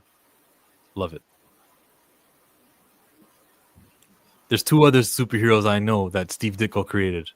Do you know them? Who? Steve Ditko, the comic artist. Kirby Hal Batiste addresses rumors about playing Storm in the MCU. Send that article. I'd love to read it. How intriguing. The Insider. Snyder. Same one we were just on earlier was talking about Aaron Pierre and Starfighter? No, this is the Diz Insider. The Diz Insider. Here. Thank you. Kirby Hal Batiste, if I'm saying her last name correctly. What's she in? I am now looking that up. I feel like I've seen that face before. Likewise, let me see though. Oh, well, then I get other images, and I feel like I haven't seen her face now. She was in Cruella. She's in The Sandman. She's in Sugar. Why Women Kill. I haven't seen these things. I've seen Cinderella. I don't remember her in Cinderella. She's in Cinderella 2. That is coming up. That's... trying to see if there's anything else notable. That's it. Notable. Fantasy says, oh yeah, I love her. Well, there's your unknown individual for Storm. Yeah, I hope she signs for 10 TV show episodes, 50 movies, and yeah. What did she say, though, in this article? What she says is... she sent that article, she said, I'd love to read it. How intriguing. Let me actually rewind. When asked if she was aware of the rumor, if she has even interested I wasn't aware of the rumor. Taking up the role, or if she had any reaction to the news at all, Howell Baptiste paused and played coy. Then that article. I'd love to read it. How intriguing. She didn't say yes. She didn't say no, but she did give this big grin, insinuating that she might know something we don't. Perhaps, maybe, even if it isn't a rumor anymore. Then again, she's a phenomenal actress, so she may have just been pulling our leg. Now, it's important to remind readers that the question was rooted in pure speculation. Nothing is confirmed, and even if Howell Baptiste was approached for the role, it doesn't mean she took it. With the Untitled X project apparently in the fast lane at Marvel Studios, we're certain there will be more definitive casting news to report on in the near future. Until then, we'll just have to relish in any other rumors making the rounds on the internet. Are you interested in seeing her answer for yourself? You can check out the interview here. Cool. Well, it's a 20-minute video. Let me hear her voice. Really, it comes from a place of she has a very unique way of presenting quite big ideas, but in a way that is British. I was going to say she's British. Without being a completely different blocking. Oh, tell me the one sentence. The what is it? If one sentence to summarize the film, what do you think it's about? She's pretty. It's about that you kind of have to go into vague. I mean, I've seen it a lot of times now, and because obviously I'm only part of one small part of for the last few months that you have. Here it is. Idea. But Kirby, I think I only have time for one more quick question. It's always the last question. Answer. Out of pure, genuine curiosity, there have been rumors on the internet for the last few months that you have potentially been approached by Marvel Studios about being a specific character in an upcoming project, potentially X-Men, potentially Storm. Are you aware of the rumors? Can you confirm? Is there anything you can say at all? I would say send me that article. I'd love to read it. How intriguing. She's very pretty. Fair answer, Kirby. I thank you so much for entertaining me today. You are, as I said before, a wondrous actress. Great in this film. Cannot wait to see what you do next, whether it is Marvel or something greater. And I wish you the best of luck with this. And I hope you enjoy the rest of your day. Thank you so much. Nice to meet you. Nice to meet you as well. We're not strangers anymore, right? She is very, very pretty. She's got a great face card, beautiful cheekbone structure, beautiful skin. She's pretty. Yeah, she's pretty. She looked down and smiled. I don't think he overplayed it in his written article. I think this is real. This announcement, this reaction. Studios about being a specific character in an upcoming project, potentially X-Men, potentially Storm. Are you aware of the rumors? Can you confirm? Is there anything you can say at all? I would say send me that article. I'd love to read it. How intriguing. Yeah, that's something, man. That's not nothing, bro. Now, was there like a trim and a cut because it goes from like the two people screen up to the one solo screen with just her? And I don't feel like she's making the same face. I feel like maybe some time passed. I'm rewinding it. Being a specific character in an upcoming project, potentially X-Men, potentially Storm. Are you aware of the rumors? Can you confirm? Is there anything you can say at all? I would say send me that article. I'd love to read it. Yeah, and then the smile. How intriguing. And there was a cut. So, whatever that means. So all I know is I can go off her looks. She looks like Storm. She is very pretty. Let's do it. She's very pretty. How old is she? She is... That's the question. Something in the 20s, maybe 30, maybe? No, sir. She's 38. Oh, she's 38. Well, I want younger just because I want a longevity, but she don't look no damn 38, though. She doesn't look 38. She looks realistically 31, 32. She looks very young. Hey, didn't we hear that, like, if we have a young Storm, it means T'Challa? If we have an old Storm, it means T'Challa?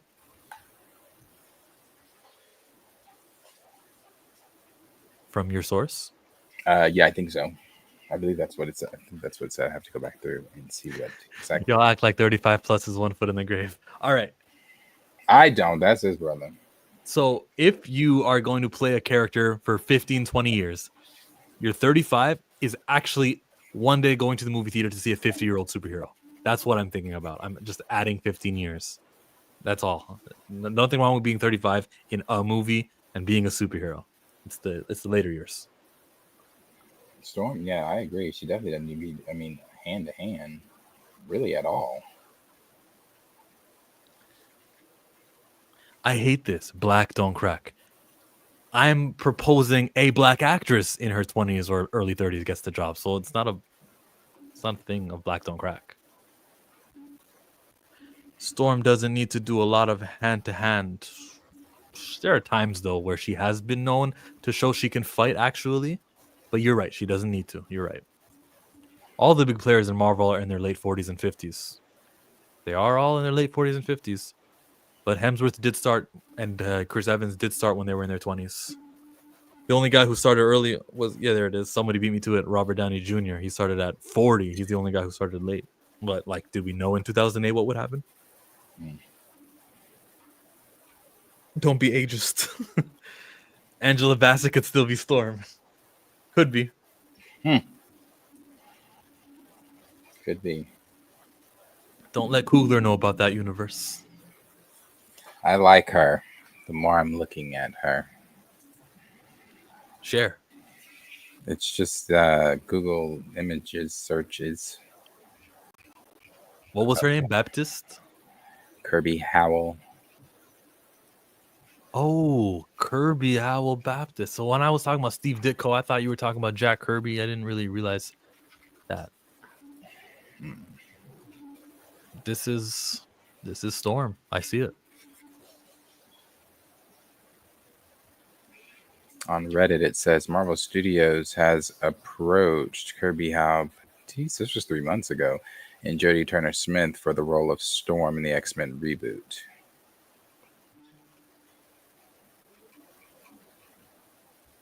Who gets it?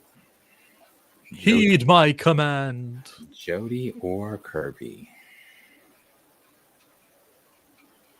She's not averse to multiple hairstyles, we can see.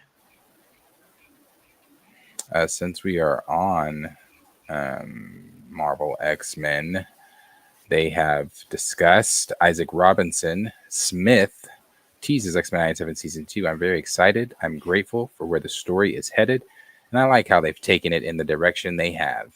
X-Men 97 Season 2. Isaac Robinson Smith, what does he do? I don't know. He's a voice actor for Bishop. Oh. What's he supposed to say, though? Duh, last season was better. Wish we had Bo.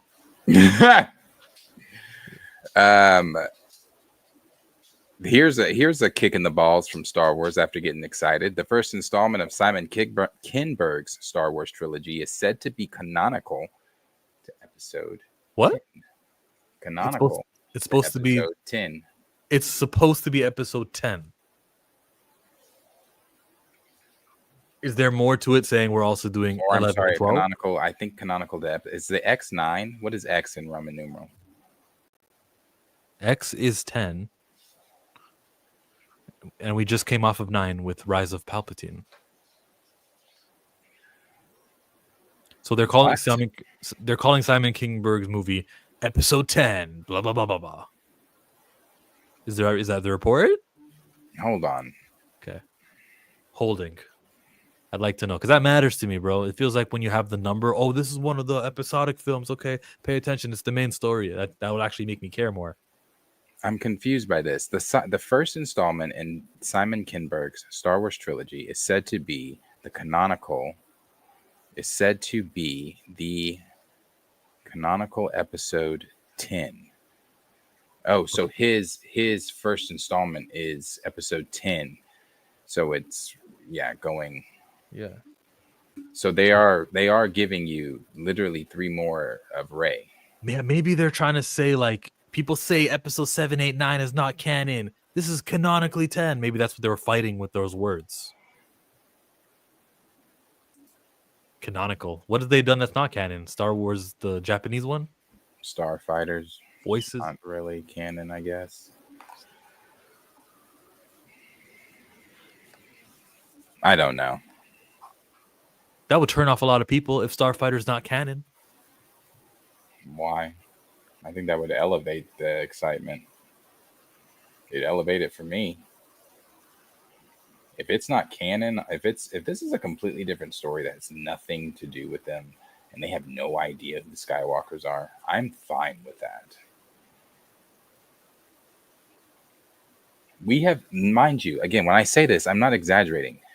We have been in the Clone Wars since 2002. It is 2025, and we still can't get away from the Clone Wars and the effects of the Clone Wars. Okay.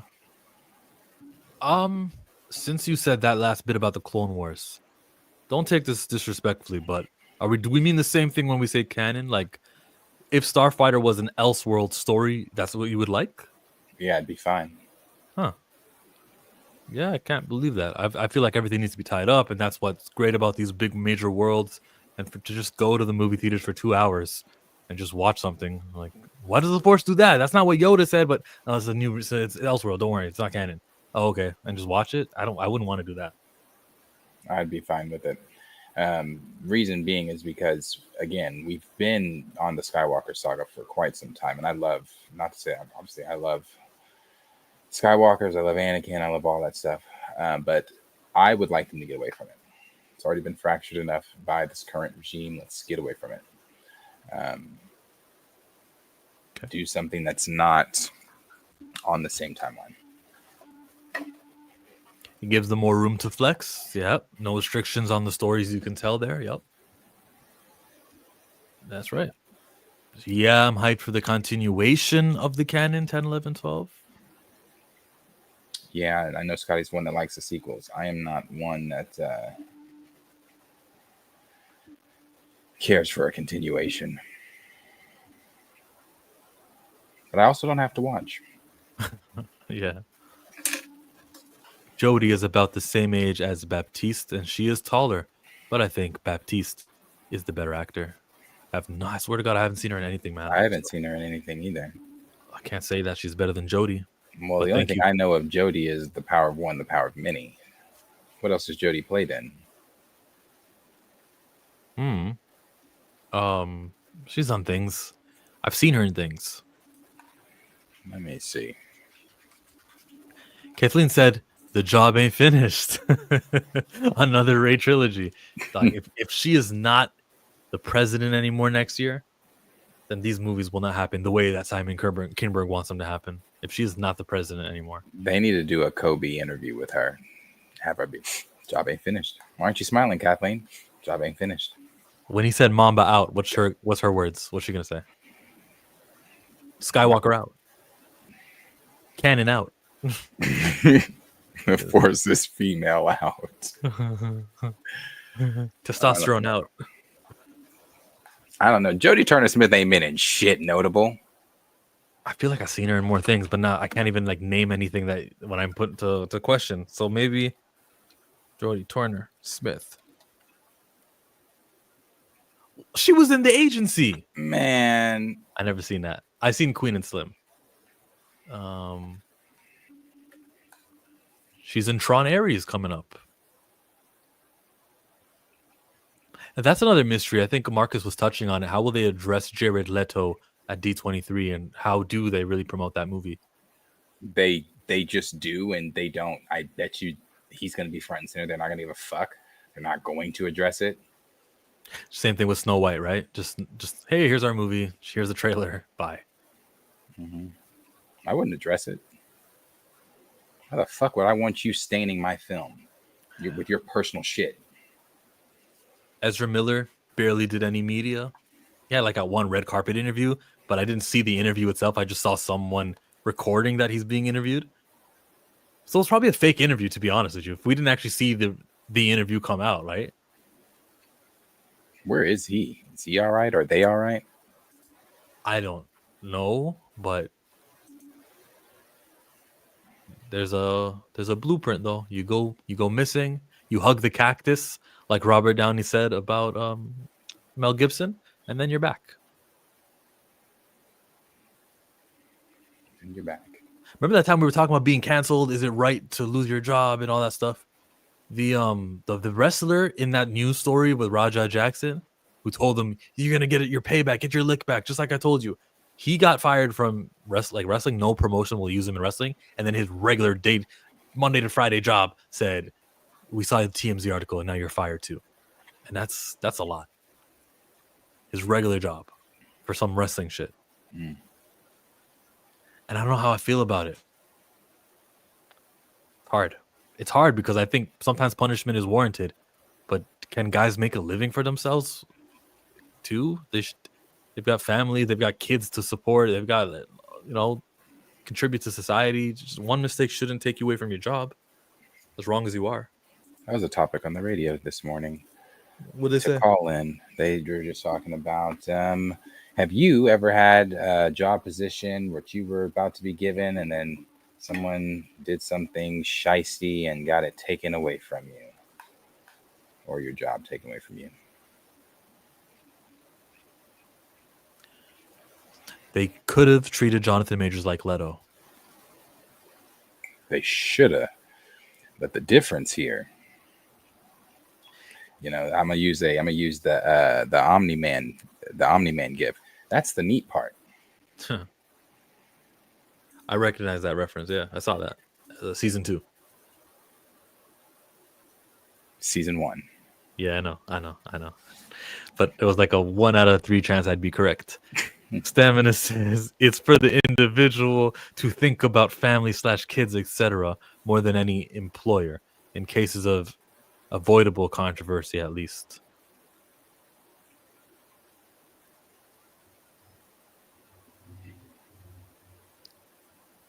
I respect that. Yeah. Why didn't you think about that your family and kids and everyone you had to support before you told dude to punch on him? I don't believe in cancellation unless you're an outright criminal or something. Now, even if you are a criminal, even if you outright did your crime, you go to jail, you come back. You can't be an actor anymore. I mean, in the current era, we're in the US, that clearly not true, but still. Bring back Kevin Spacey, damn it. He won his case, but just Hollywood just won't touch him. No, he's blackballed. He's got a similar Jared Leto situation. Chill, don't even speak on Invincible until you watch it. What are you talking about, bro? Me and Chris and Omni-Man? Grown people making grown decisions feel bad for what? Come on. I don't think there should be permanent consequences for everything, though. But, like, the guy who did that wrestling thing, wrong. You told Raja, you get to get your lick back. So you deserve to be blackballed from the wrestling industry, sure, because you involved someone in the wrestling business who shouldn't have been there. Don't tell me I can't go to my job on my Monday morning. Hey, we saw TMZ, and you're not in there. You don't work here anymore. Whatever it was, retail, Amazon, DoorDash, whatever you could have been. You can't tell people you can't work, you can't make money anymore. That's not right.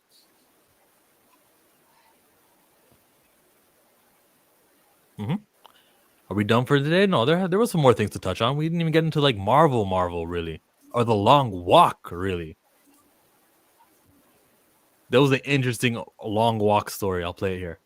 So, Lionsgate is holding a screening of The Long Walk where you need to walk on a treadmill faster than 3 miles per hour for the whole movie. If you stop, you'll be escorted out of the theater and you can't watch the rest of the film. I wish this was like an AMC thing and they were doing this across like, at all the AMC. I would so do this. 3 miles per hour, it's not too loud. You can still hear the movie, right? 3 miles per hour, you're good. Oh, I would do this. Oh, this is great. I say it's great promoting, but it's only happening in like one theater or something like that. But that's cool. I would do this. I want to like take. I want to take like a little. I used to have one. I don't have one anymore. I got rid of it. But the little portable treadmill I had, I would take it to the theater and I want to just walk on it while I'm watching the movie now, because that seems like the only way you need to be watching this movie. How much does that cost? What? Portable treadmill. $100. Nice.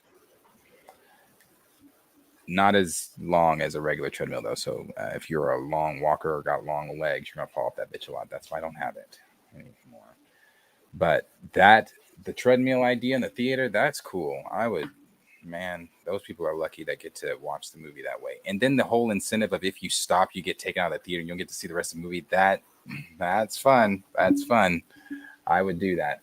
You should get your money back for making it all the way to the ending. No. Oh, yeah. If you make it to the ending. I thought you were going to say, like, if you get your money back. Say, no, I'm sorry.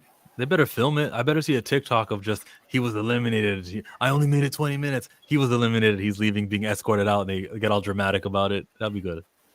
That'd be dope. Have Mark Hamill in there yelling at him. So they said Lionsgate is behind it. That's cool. Lionsgate they're on my radar when it comes to that cool promotion. That is very original and creative. Someone's thinking.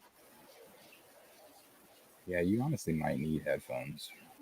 It is ableist. Yes, it is. Thankfully, though, I find like the handicapped community don't go, oh, this is hurting us. It's not fair to us. All they want is ramps, and I feel like and at least in Toronto, ramps are about everywhere. Elevators and things are in the subway stations, so I don't really hear a bunch of everything is ableist the same way like a vegan would complain. They're notoriable. They're noticeable. They're noticeable. Notable. Yeah, but like they're known for it, for being always complaining. Vegans. Notorious. Yeah. I mean, that's what, we don't ever say the A in DEIA, but that is what the A is for. In DEIA, it is for accessibility. It gets left out a lot, but it is a very important one because that is what they're asking for is, hey, we just want ramps. That's all we're asking for. And hey, your president took that away, though, because that wasn't important to him. Because some ignorant people think that DEI is about race hiring. No, it's about being represented, like all these states that have these small populations getting 2 senators, just like California and New York. Oh, it's not DEI for that? Oh, okay. They somebody I was having a conversation with was like, it's all about race hiring, and I'm like, what did you learn? Where are you getting that from? That DEI is about race hires? It's like, yeah, it's about getting white people or making white people feel bad. I said, what? And the funny thing is, I'm sure that's what the majority of them think. The MAGA maggots, I'm sure that's what majority of them think.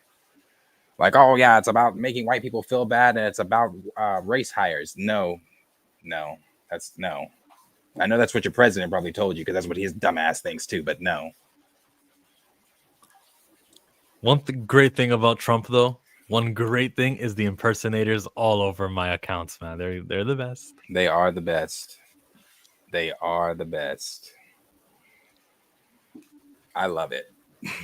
I love it. You see the guy who gets dressed up and he goes outside just meeting people? I've seen him. And we're probably talking about 2 different people because there are so many of them. But have you seen the one where she just gets on and she just says, like, she's, how he's always sign a new executive order to get rid of something. She's like, by 2 p.m. there will be no more breathing. That's it. No more breathing. Like, no. It's so funny. The black guy from Miami sued him. Oh, sorry. But Rick Ross got sued for not being wheelchair friendly at his car show.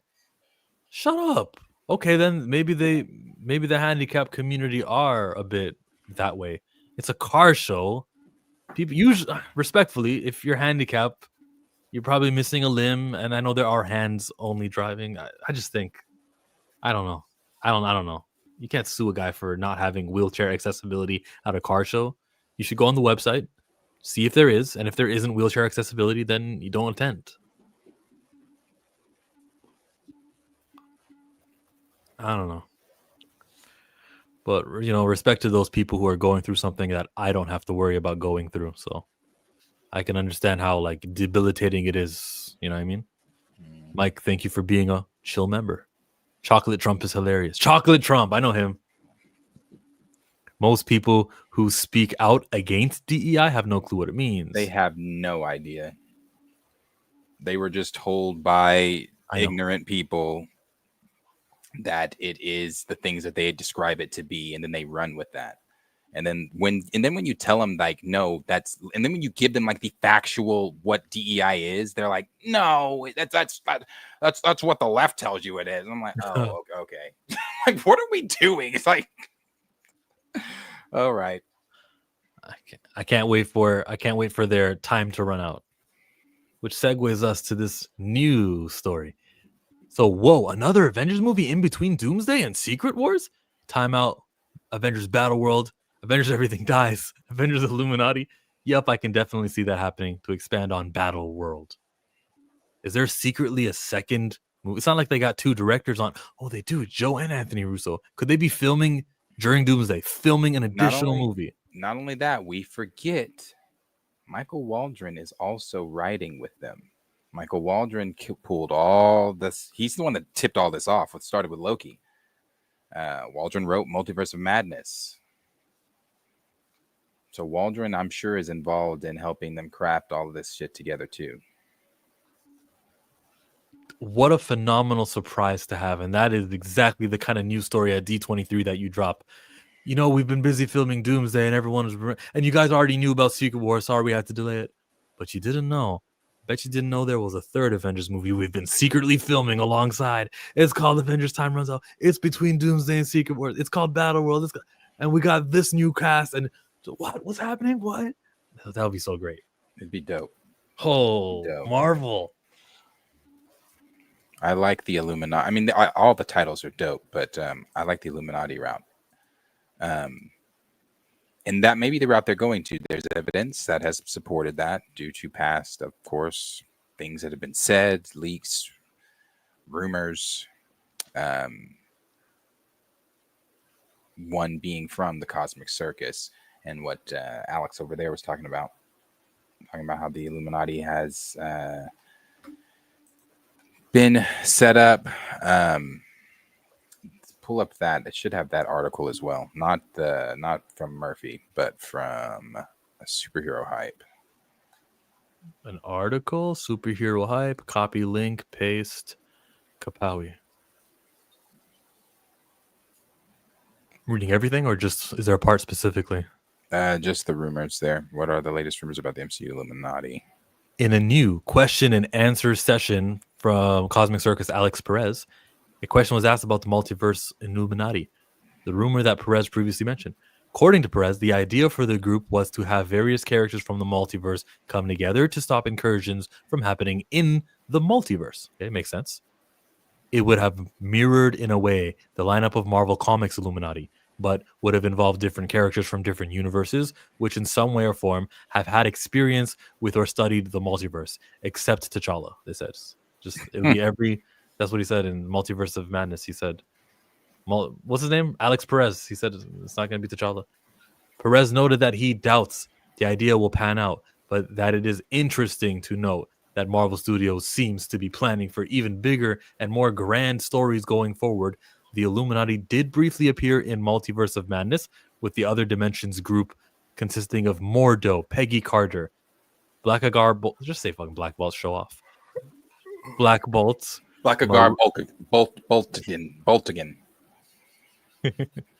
Maria Rambo, Monica's mom, Reed Richards, and Charles Xavier.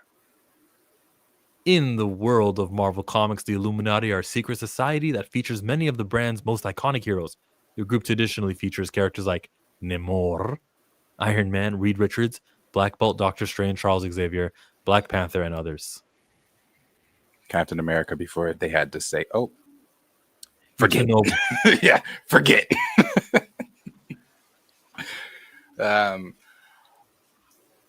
Yeah, it'd be cool. A multiversal group of the Illuminati, but I would like it to be the Illuminati, not like the Illuminati we saw in Multiverse of Madness. That was cool and everything, but let's do the Illuminati.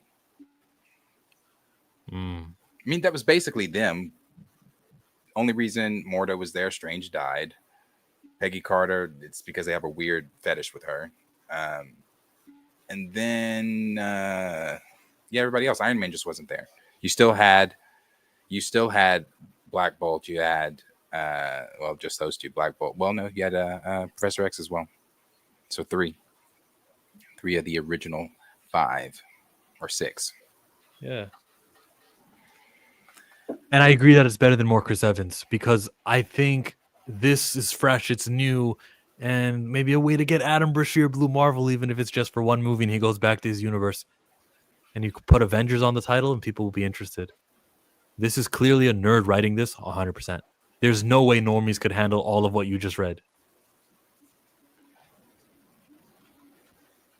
Wait, handle it in what way? Black Agar local gun. But what do you mean by handle it? That name, Black Agar.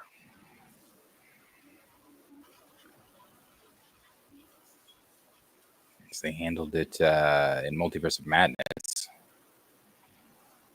Barely. I also noticed he used the full name of Reed Richards instead of saying Mr. Fantastic. But is he more known for Reed than he is Mr. Fantastic? Probably. Black Bolt, Doctor Strange, and not Professor X, Charles Xavier, and not T'Challa, Black Panther. So sometimes he'll use your straight up name. Especially Namor. He doesn't really have a name outside of his... He doesn't have an alias. He does in the MCU. What's that? Oh, yeah. Kukulkan! But my enemies call me Namor. And then they continued to proceed to call him Namor for the whole movie. The Feather Serpent God. What's it going to take for you to rewatch that? Money. And the crazy thing, I wouldn't watch it for $100. I wouldn't. I wouldn't watch it for 100. You want to pay me to watch it? You want to pay me? Sure, I'll go watch it. Give me $700-800. Yeah, let's just do it. But $100, sit down and watch this 2.5 hour. No, I don't need the money that bad. Yeah, no thanks. No thanks. After I watched the Marvel movie on Disney Plus, they tried to suggest that. I said, sir, no. It's like, no, not. On Netflix you can choose, don't suggest this again. Disney needs to come with that shit too. Don't send this suggestion again. You got to be able to rank it. Yeah, no thanks. Piss poor. Shit. Off the meter. In a bad way. No. I'll take $500 if I can keep my phone. No. You have to attentively watch it. No headphones, no nothing. 700 Canadian? Yeah, for 700 Canadian dollars. Sit down and watch this movie. Sure. Come to the theater and watch it. Yeah, sure. Gotcha. No Woman, No Cry. Got to see the trailer also. I'll do it all. The sad Rihanna song. All the 700. I haven't watched this. Trailer. It's still fire though. Mm-hmm. Set that channel goal. Disney's gonna have. Yeah. Next up in Dexter's Lab. Next up is from Game of Thrones. Olivia Cook on the House of Dragon season 3. It starts off with a bang. The first 2 episodes were essentially supposed to be our finale last year. So you can just imagine coming into that sort of energy. It's bigger and more ferocious than ever before. Shout out to Blue. Blue's House, subscribe. He's going live later today. Lord Corliss. So the big thing out of here is there was essentially supposed to be our finale last year. How the hell does the actor know about that?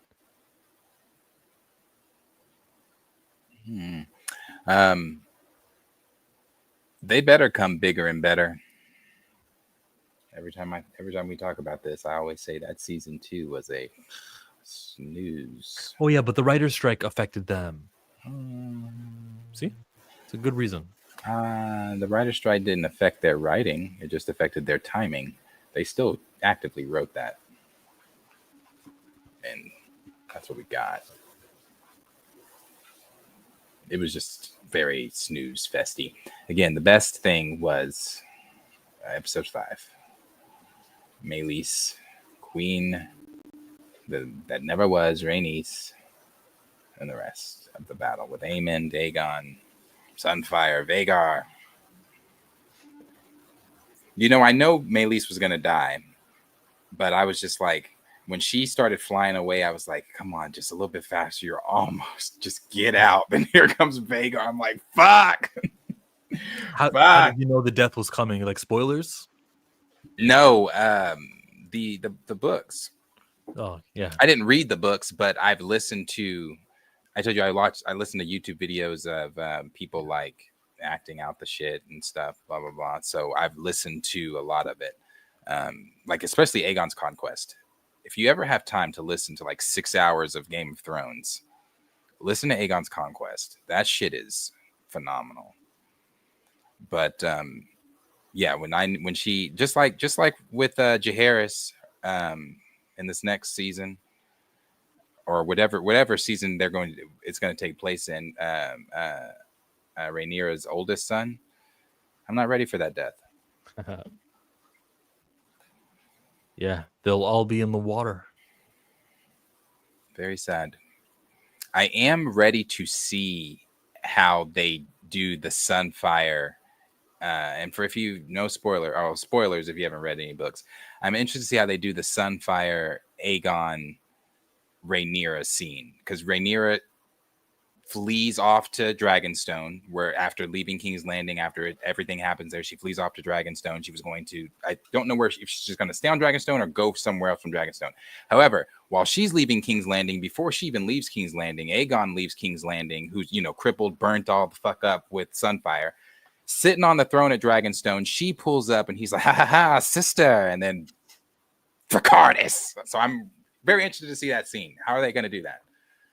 Is she just like his, because Aegon obviously goes on to rule for a little bit longer than he dies, but because Rhaenyra's youngest daughter marries his son. Yeah, that's what it is. That's what it is. But she dies. Dracarys. Sunfire's gonna light that bitch up. So I'm ready for all of that. Why wouldn't she know? She'll have been sent scripts, told how the time she needed to be available was scheduled. What do you think about the Call of Duty movie? I'll get to that. Writers outright said they didn't like that we loved Matt. Which is dumb. I remember that. What? Why would we not love Matt Smith as Daemon? You made him one of the most, I mean, I won't say you made him likable all the time, because there are moments where I'm like, Daemon, chill the fuck out. But Matt Smith plays that role brilliantly. What was the battle? The battle that they won in season 1 with the Crab King or whatever. He was such an interesting character, but we never see him. Oh, the Crab King?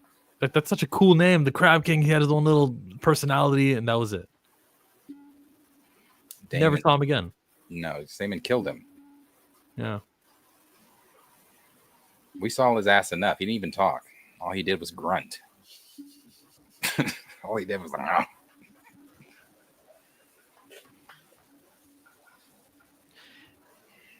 Mm-hmm. Shall we move on? Game of Thrones, good universe. Thank you. Hurry the fuck up, Game of Thrones. Super chat. Homeboy, man up. I'm a real get money, baller, stand up. You see it with the kid. You know what it is. You know what it is. Aegon's say that shit again. You know what it is. Aegon's conquest will cost 300. You're still laughing? Oh, that was fun. Yeah, with the kid. You know what it is. just the letter I, no S. Aegon's conquest will cost 350 million per season. Is that right? What happens in Aegon's dragons? It's a big to do. You have to make the biggest dragon that has ever lived, and that is God, why am I always blanking on his dragon's name? Aegon drove the black dread. I forget his dragon. Somebody's gonna say it though. But you have to make that Balerion. Thank you. You have to make Balerion. Then you've got. I mean, there's the whole. I don't think it's gonna cost that much, but there's it's like any Game of Thrones story. It's very intricate. There's a lot of incest, sex, witchcraft, even with his one of his sister wives. There's a lot. And then of course the conquering that goes on. I mean, they pretty much conquer everybody seamlessly until you get to Dorne. Most everybody bends the knee. It was the Dornish that were like, yeah, fuck you, fuck your dragons, fuck your sister wives. And that shit went on for years until the Dornish queen died and her son took over and was like, hey, bro, listen, this has been going on since I was like 2. I surrender. All right, y'all can have it as long as like they brokered peace. Of course, one of the Targaryens married one of the Dornish, and then hey,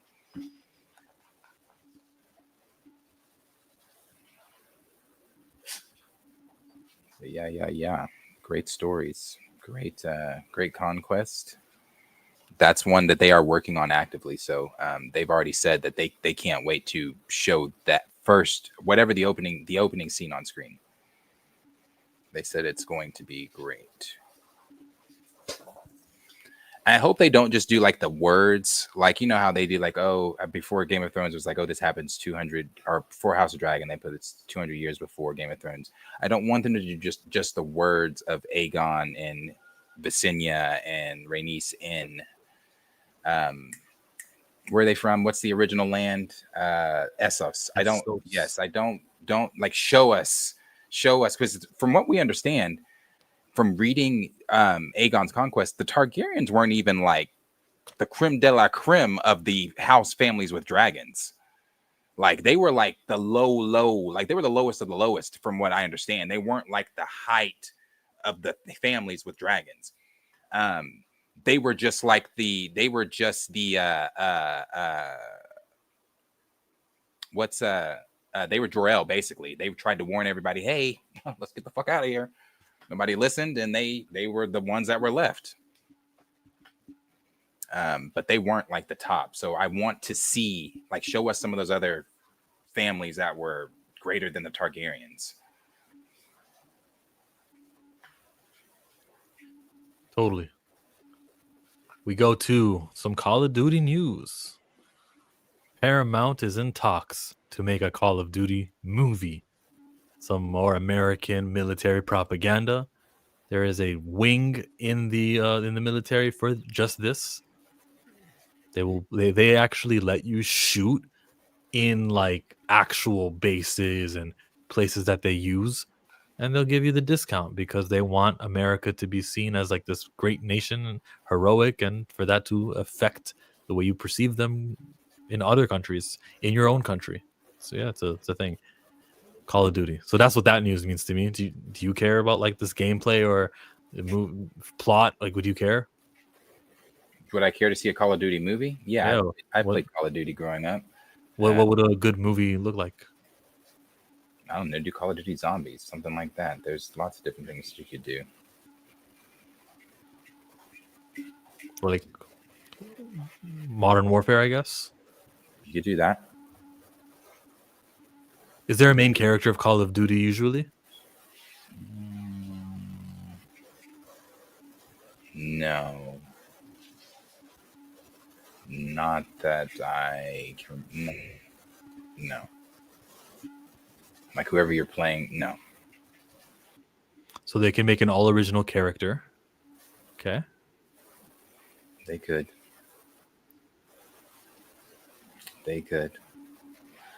I think though the video game adaptations have been successful from what we've been seeing. So they're pushing that.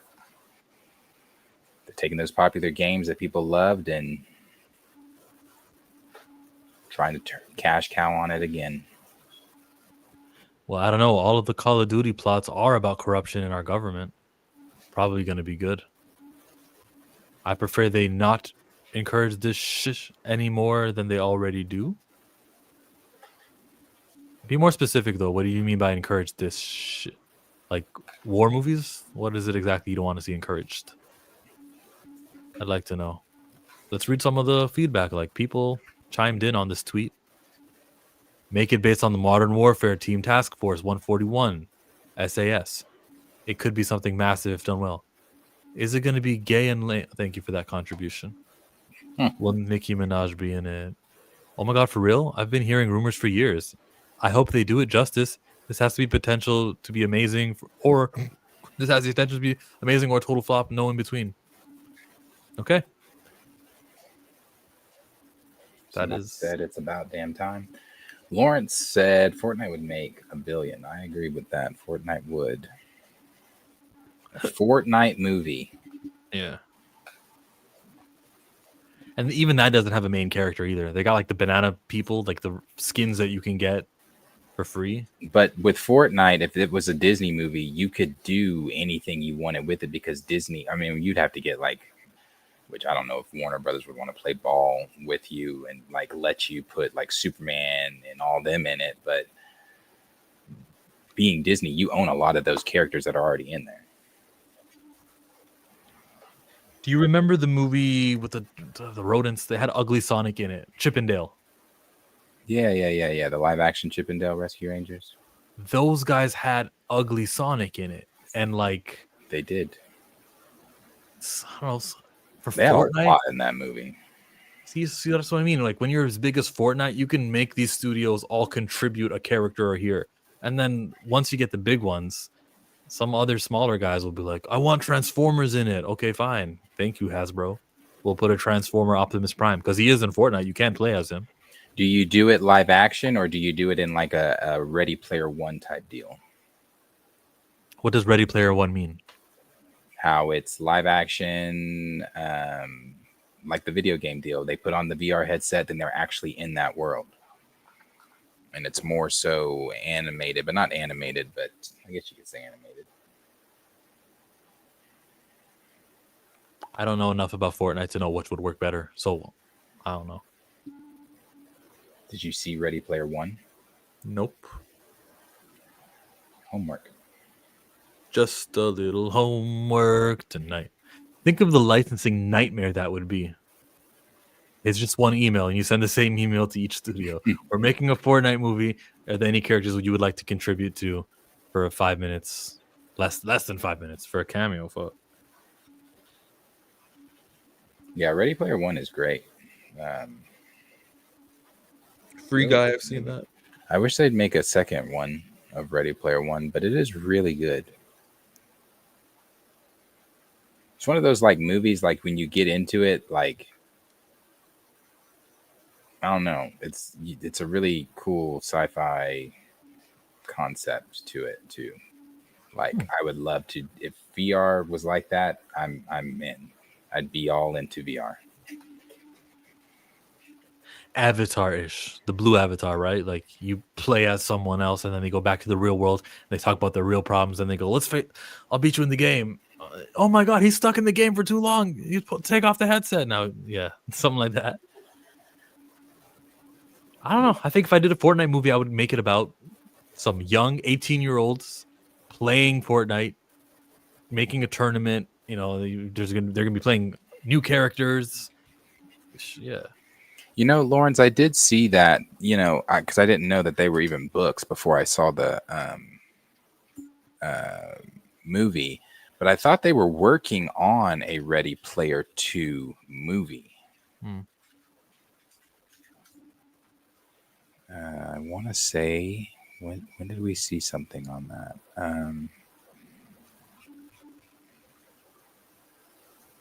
Ready Player 1. Oh, oops. Ready Player. This is all thanks to Sonic the Hedgehog making video game movies cool. And Minecraft. Steven Spielberg confirmed to produce the Ready Player One sequel, with production likely starting in 2025 based on his schedule. The Ready Player 2 novel by Klein serves as a basis, blah, blah, blah. That's just not good enough for me. I need another source.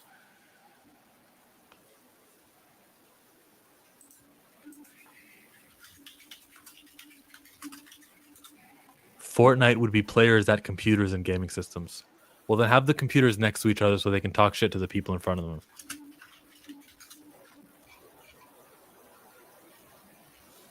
From anybody credible?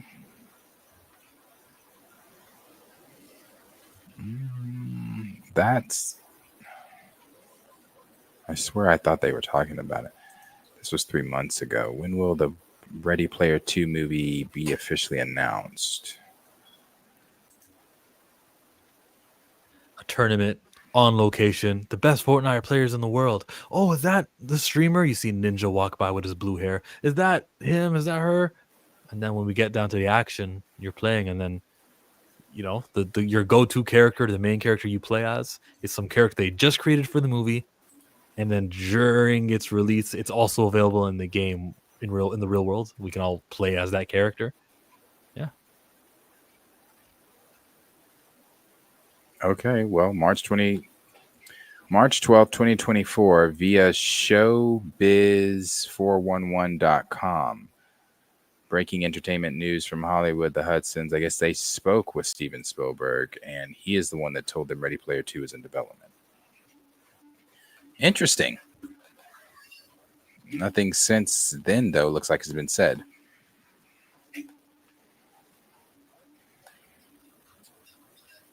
Okay. Moving on to Dexter's Laboratory. Gendy Targovsky is on the possibility of Dexter's Lab revival. I feel like those first 4 seasons were very precious to me, and it started my career. In a way, I kind of wanted to keep them intact. I have other shows that I'm doing, and so maybe there's room. In Dexter's Laboratory, he's the smartest boy you've ever seen. What about Didi? Get out of my laboratory. But then he blows his experiments to smithery. You can watch the Dexter's Laboratory movie on YouTube. Do you bring back Dexter? No, you leave Dexter where Dexter is. I don't think you need to bring back Dexter's Laboratory. It's one of those classic Cartoon Network cartoons, along with Cow and Chicken, Powerpuff Girls, Johnny Bravo. It's in the same lane as those. I don't think you bring it back.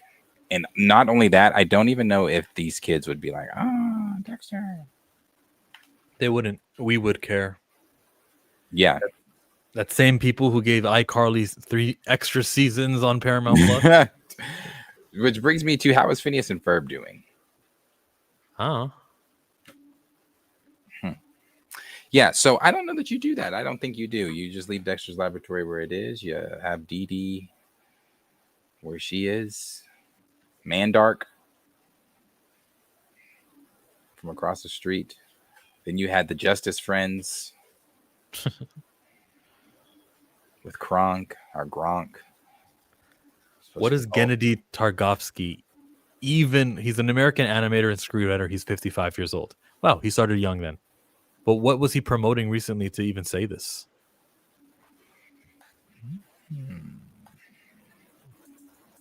I don't know. He was on somebody's StreamYard. And they got asked about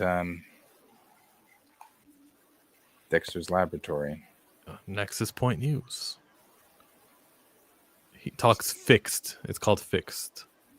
Superman and the Return of Dexter's Laboratory. Oh, it's real. He's talking about it like it's real. He wants to do it. I want to know what Fixed is. It's a 2025 comedy animation. It's a Netflix. Okay, a Netflix movie for the kids. Nice. It's about a dog. Rebooting Dexter on Netflix. Ooh, yeah, he can make that relationship and then they do it that way. Why not? Everything's worth one season at least. And I don't know what you just said about how you got to leave it alone, but that's how things get popular. Like you redo them and just do it for the next gen. I don't want to say goodbye to Inspector Gadget. I don't want to say goodbye to James Bond. I don't want to say goodbye to Transformers. You just do them over.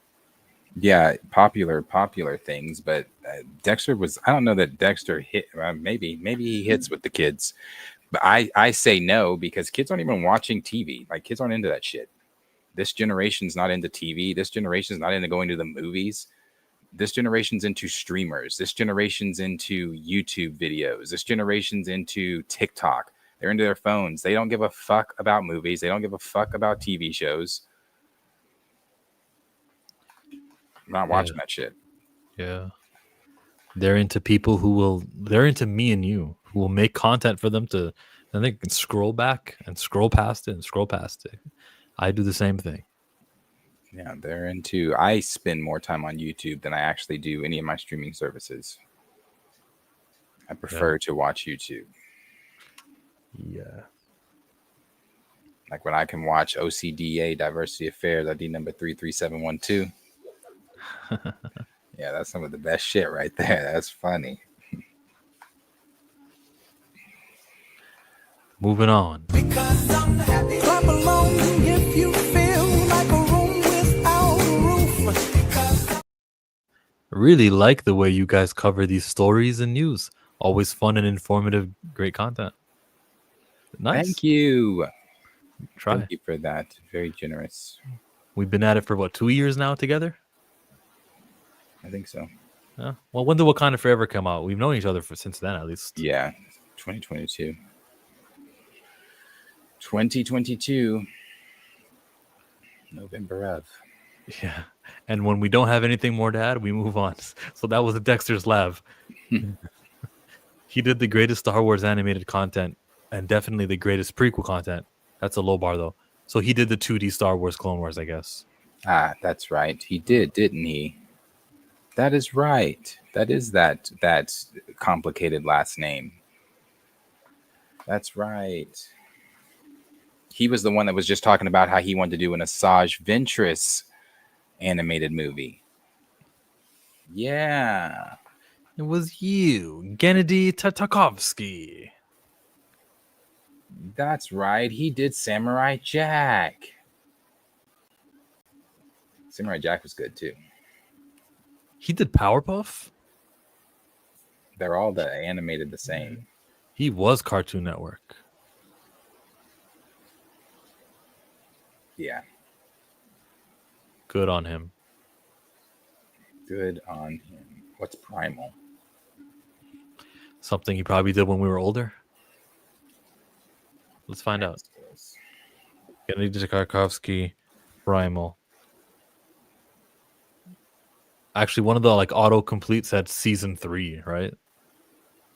It's a 2019 action season with series with 2 seasons. So I didn't watch that because I was a little bit old for 2019. A little bit old, a little bit past. It's good. His Star Wars is goated. Yeah. Afro Samurai he did that too. Wow. I don't know why I didn't remember that name. It's that very complicated last name, but yeah, his Clone Wars is goated. It is. My granddaughter only watches YouTube and TikTok. I'm sorry, granddaughter. That must be an old pick. Yeah, I was gonna say the same, honestly. But yeah, these kids they don't care. They're like, movies. Here's an example. We went to the movies Christmas to see Mufasa. What can I say about my brother? we went to see that. And my niece or my little cousin was on her phone.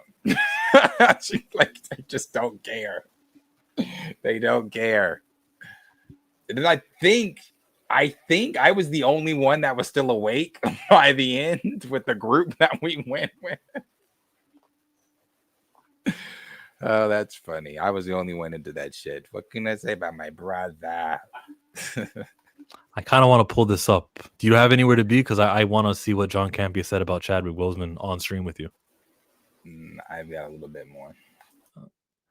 LOL. Oh, we got another super chat though. All I do is win, no matter what. Got money on my mind, I can never get enough. And every time I step up to the building. More goated fight. Naruto versus Pain or Gohan versus Cell. Come on, bro. Gohan versus Cell. Can we include it's been a power? You remember the narrator? And we all knew this was coming. Gohan, You got to start the whole thing. Last time on Dragon Ball Z. It was amazing. So then, but I did like the Naruto and Pain fight. You don't watch Naruto, right? No. But I have seen the Gohan Cell fight. So Gohan kills Cell. Gohan kills Cell. Naruto talks to Pain when we get to the end of it. So Gohan wins. 55. Where? Definitely don't see it. Not in that picture. No. Yeah. But I also really, for me, I take the Majin Buu, Kid Buu, Goku and Vegeta. That was like episodes long. It took them so long to get Kid Buu. Kid Buu was fucking them up. Love Kid Buu. And now we got a 10. clickety clank. The money goes into my piggy bank. Love that, Carlton. Appreciate ya, Lawrence. What are your D23 predictions? Okay. I mean, we've talked about it a lot, right? But I don't really have an official prediction because they can do anything they want. I'm not certain, and I won't put money on T'Challa gets announced. I'm not certain that they'll say a new Avengers movie in between the 2 Avengers movies, surprise, or we'll even get confirmation of what that July slot or May or July slot is supposed to be between Secret Wars and Doomsday. Sorry, Lawrence, thank you for the donation, but I don't have a prediction. It'll just be a bunch of Disney properties, Zootopia, all Avatar will get a trailer, Wonder Man, Daredevil, the things we know about will be talked about. I can't predict the unknown. I just don't know. I think probably maybe. I doubt one of those Avengers, the middle Avengers, maybe Doctor Strange film, whatever it's going to be. Maybe that. I'm not expecting anything big from, well, we said D23 overall. So for Marvel, maybe Doctor Strange, something that would be big if they did that. Star Wars. Hold on. Why are you over there? Get away from the camera. Let's also think about the article about the boys. Will they create a new IP? This is for the boys, and they launch it there. It's Disney. Oh, the Devil Wears Prada 2. Don't sleep. I'm there. I'm interested. If they give a trailer for that, are they done filming? I don't think they're done filming. But if they're done filming, give a trailer, please. But Star Wars, the biggest thing I think they've got is Mando Grogu trailer to show, and then the Shadow Lords, Pixar's Zootopia. I'm excited for Zootopia. You know what would be bigger for Star Wars? Kennedy announces her retirement. That would be the biggest thing they could say. It's not a movie. She's gone. And that would break the internet. Yeah. But it wouldn't be like, oh, I'm leaving next month. Like, she would have to resign there, like on stage. Like, this is it. After we leave here tonight, I am no longer president of. And here's the new guy, and we get to see Carrie Beck, and Dave Filoni, whoever it is. Yeah. What else? From Pixar. What is coming out from Pixar? Because Zootopia is not Pixar. That's Disney. What does Pixar have? Well, Ice Age. I know I'm interested in Ice Age. I want to see what they've got for Ice Age. A lot of the animated stuff I'm really interested in. I think, sometimes because I speak for myself, I'm so big into the Marvel, Disney, Star Wars stuff. I sometimes overlook Disney, Pixar. Like, I'm excited for that shit. I still want to see, let's say Marvel and Star Wars don't give me shit. Pixar and Disney can take the weekend for me. And I'd be just fine with that. So I think I'm looking forward to expectations and things for mainly more. Now, Elio did not do hot for them. Elio, I think, is their worst Pixar film ever. I hadn't seen Elio. One, because I've never seen a trailer for Elio. I didn't even know Elio was really a thing like that, but it wasn't. Yeah. My biggest Lawrence is I'm anticipating the Disney Pixar stuff, honestly. Yeah, no Indiana Jones news, no special Lucasfilm Story 5. Yeah, some stuff about that. But that's good though. Like, our expectations are low, so we won't be disappointed. We'll only go, whoa, they actually did something. So the prediction is that they will not perform well. That's the prediction. Yeah, Wish was awful. Hey, that's a great point. Pixar made Elio, then told fans, stop asking for originals if you aren't going to watch them. That's true. That's true. But I heard I haven't seen Elio, but I heard that they did a lot of stuff in there that had like messaging or something. I don't know. I didn't pay attention to the chatter around Elio.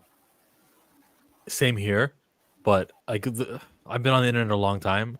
This isn't a white character, so what's the messaging? His skin existing? No, it was something. I don't remember what it was. It was something else. Okay. I bet you could quickly put in Elio in the search here on Twitter, and I bet you they're gonna say Elio, more like Ellie no.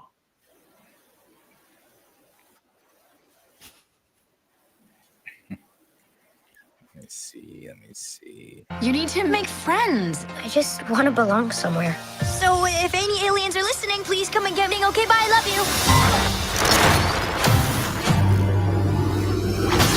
It's really happening. We search the universe for the dreamers and stargazers like you. This is awesome! Are you gonna eat me? What? Ew. Oh, no. My name's Elio. Well, what's your name? No one's ever asked me my name before. I'm Glorden. Back home, I didn't fit in. I thought Earth was the problem. But what if it's me? Well, I like you. And you. What's wrong with that message? I thought it was Earth was the problem. I thought it was me. Like, that's wonderful. Let's keep going. Well, I like you. And you seem fine to me. I never had a friend before. Me neither. Up top. I am Grygon, prepared to be conquered. But I just got here. Perhaps one of us could talk to Lord Grygon. I am shy. I'll do it. What a heroic figure. I'm finally fitting in, and now Grygon's gonna blow everyone up. My friends need our help. You made a friend? Just give me a call. Stop me now. Good time. You will feel my wrath. Glorden? Hi, Dad. I'm a bargaining chip. No, say the other thing. Oh, help me, Father. Quiet, you. What does that unholy sound? Stop! These are the lava tunnels. Glorden, I am not fireproof. Why didn't you say something? Glorden. Just get in my mouth. That's kind of funny. Simple movie. Favorite Queen song, by the way. What did you find on Twitter that was the problem? You're muted. I've been directed to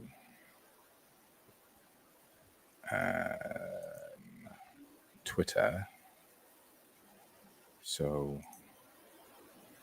or not Twitter, TikTok. So 1 second. Someone protect Snoop from Pixar. His grandkid might have a question. LOL. I actually saw the video of Snoop Dogg and I was like, oh, when you read the tweet, it's different. It sounds different than what Snoop Dogg was going for in the actual video. Did you see the video, Snoop? I didn't watch it because after I read the tweet, I was like, oh, you're ignorant. Not only that, he stars in a movie with lesbians. Did he forget about that? Just watch the video and then see if you feel like, oh, that's what he meant. So, or see if you still, you maintain. Rogue says, yeah, Snoop was amazed that a gay woman could get pregnant. Guess he doesn't know how the female reproduction system works. Trying to see the comments here. Okay, hold on.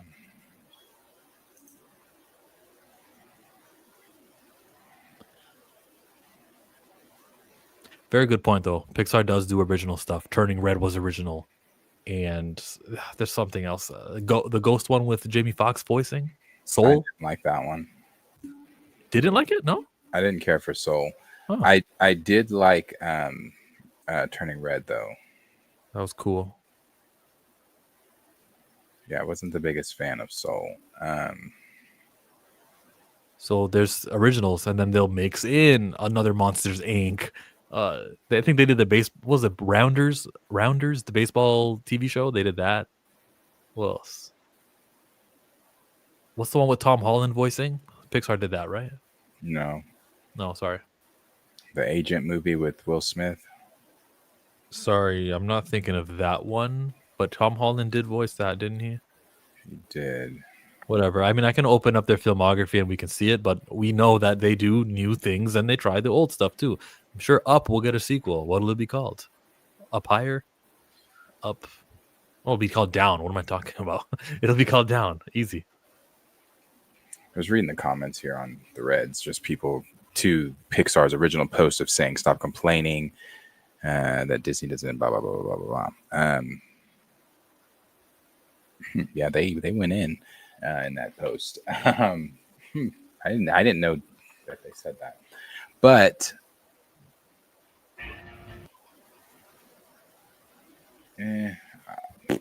yeah, Elio. The way that they listen to us, because someone said John Campia, and I'm like, all right, cool. But the ad for the John Campia video is a Disney Plus ad for their Andor show now streaming. It's crazy, right? That they listen. Oh, this is a 17-minute video. I'm not gonna watch the whole thing, but you asked me to read. Down the Yeah, he just says some same stuff we've all said before. So you've seen it before? Okay. I watched a little bit of it. I'll be quick. I'll be quick. I'll never forget because Anne and I and I believe our friend Ryan, we were sitting down in our living room in Burbank. We were still living in Burbank at the time. We were sitting down in our living room in Burbank and watching the brand new Bill and Ted movie. It wasn't very good, but we sat down to watch the new Bill and Ted movie, and my phone starts blowing up. And I'm ignoring it for a minute or two, and then I think Anne was the first one that said, "Oh my God." She goes, "You look at your phone?" I'm like, "No." And news came across that Chadwick Boseman had passed away. And it is so weird to think of it as being 5 years ago. Right. Honestly, if somebody came into the room yesterday to me and said, "Hey, did you know it's the 2nd anniversary of Chadwick Boseman passing away?"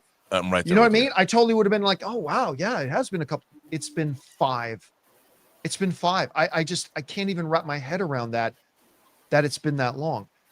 And so, yesterday I was thinking about Chadwick Boseman and obviously his incredible career. Because remember, guys, he delivered world-class performances outside of the MCU. I mean, in the MCU, yes, but also outside of the MCU. He was truly one of our next great actors. Oh, like Get On Up.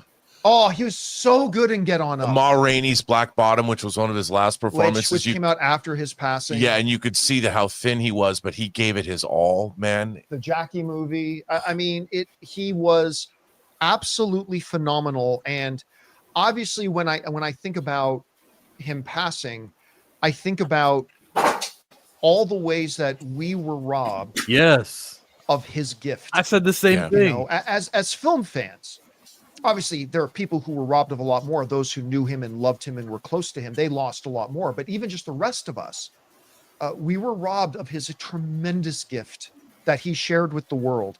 And he shared his gift with the world in a way that kind of brought the world together and kind of elevated people in the world. I mean, it was a special gift. He was a special performer. But as I thought about that, I started thinking also specifically about the Marvel Cinematic Universe. That here we are now, 5 years later, and about what would the MCU have looked like today had Chadwick Boseman not passed away? And I wanted to talk about a couple of things that I thought were like direct, I should have fast forwarded to this moment here. Let's hear it. Ramifications of the tragic passing of Chadwick Boseman, just on something as simple as a cinematic universe. Firstly, and most obviously and most directly, a big impact on Black Panther 2, right? A specific movie that director Ryan Coogler, who, and for the record, I don't think Black Panther 2 is all that good. Neither do I. But director Ryan Coogler faced an impossible task. I mean, how do you direct that movie? It's very reminiscent of having to finish. Not impossible. And I have always felt this way about it. That number one, I respected their decision to have the character die with Chadwick. I respected the decision. I did not agree with it. I'll get to that in a second.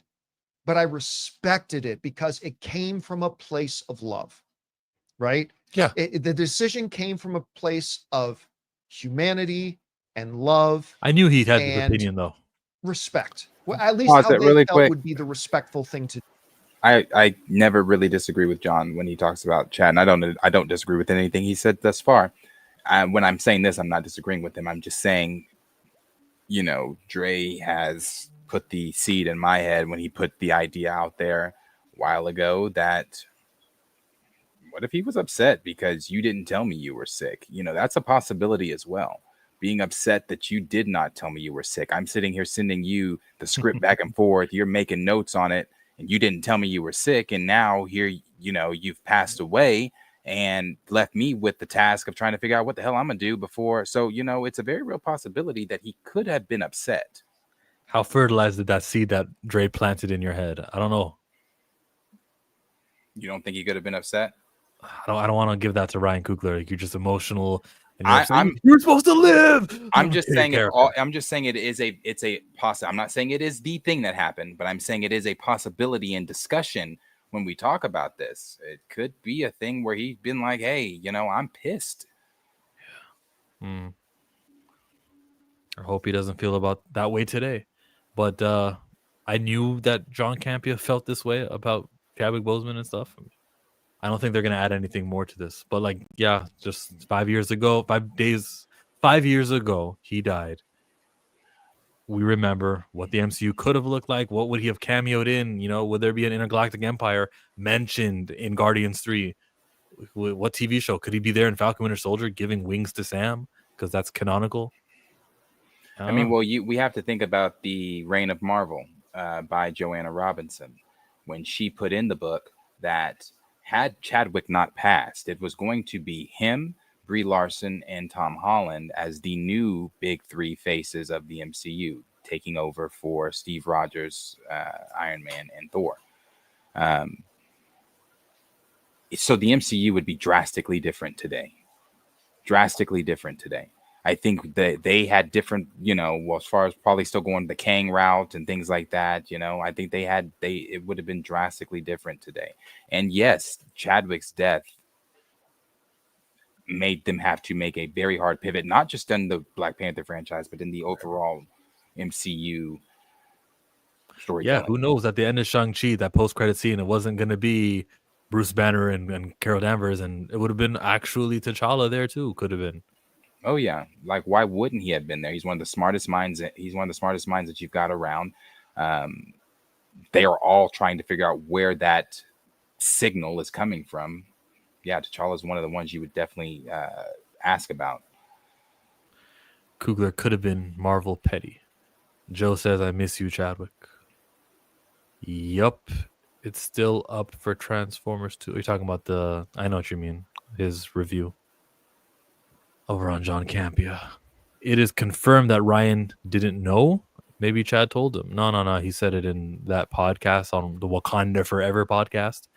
He did not know. Yeah. I can't believe. I believe only his wife knew. And of course, family. Brother. Yeah. Super chat. Bitch better have my money. Play down, call me on my blood. Pay me what you want it. I love that one. Coming from the Road to Wisdom, $2. What up, Chill? It's been a minute, my friend. Yeah, but every time you send me one of your shorts talking about Superman or whatever it is, I'm like, okay, I can see. Can you see when someone likes? You can't see it on YouTube. I'll leave comments next. I'll leave comments. I got you, Road to Wisdom. Thank you, Danny, for that $2 super chat. Oh, there's more. But I'm rich. Have you ever What you thinking about Alien Earth? I'm liking it. I don't watch. I haven't yet. It's on my to-do. It's not on my to-do. I don't know. Alien Earth? Yeah. Is it black lead? Is there a co-lead who's black? What is it? Why don't you don't like the Alien franchise? It never really spoke to me. I've seen them, and they don't really speak to me. Can't knock you. If you don't like it, you don't like it. I got my likes and my dislikes. I'm not a Star Trek guy. I'm supposed to have been a Lord of the Rings guy by now, but I still never got to it. I'm not into Lord of the Rings either. Not Star Trek, not into Lord of the Rings. But I'm very into Avatar. I'm very into Star Wars. But you know what's crazy? I probably am going to watch this Hunt for Smeagol movie. Knowing not shit about... I know Smeagol's story, but I don't know. Put that in your review. I don't know anything about the franchise, but I reviewed it. See? People will come and see. Sorry, can't help you with this super chat. You guys, out of 10, everyone in the comments, rank Alien Earth, because Danny from the Road to Wisdom channel is liking it. Thank you for those two super. Oh, you got a third? I need a dollar, that's what I need. Hey, well, I need a dollar. Alan Ritchson should be the next Batman. Oh, yeah. Alan! He could be. Should be, though? Nah. Should be? Nah. And People are giving it 10 out of 10, 11, 10 out of 10, 8 out of 10. I've heard nothing but good things about it. I just haven't had time to watch. I'll be checking it out. Earlier in the stream, we did bring him up. And early in the stream, I was talking about Storm and they all called me ageist and everything. Alan Ritchson is 42 years old there on the right. 42 years old is not how we start off with a Batman in a franchise. So thank you for the super chat. But no, he should not be the next Batman. A 42-year-old is just like Ben Affleck, too old to get started. Hey. He'll be 44 by the time they film too. Johnny, did you just get here?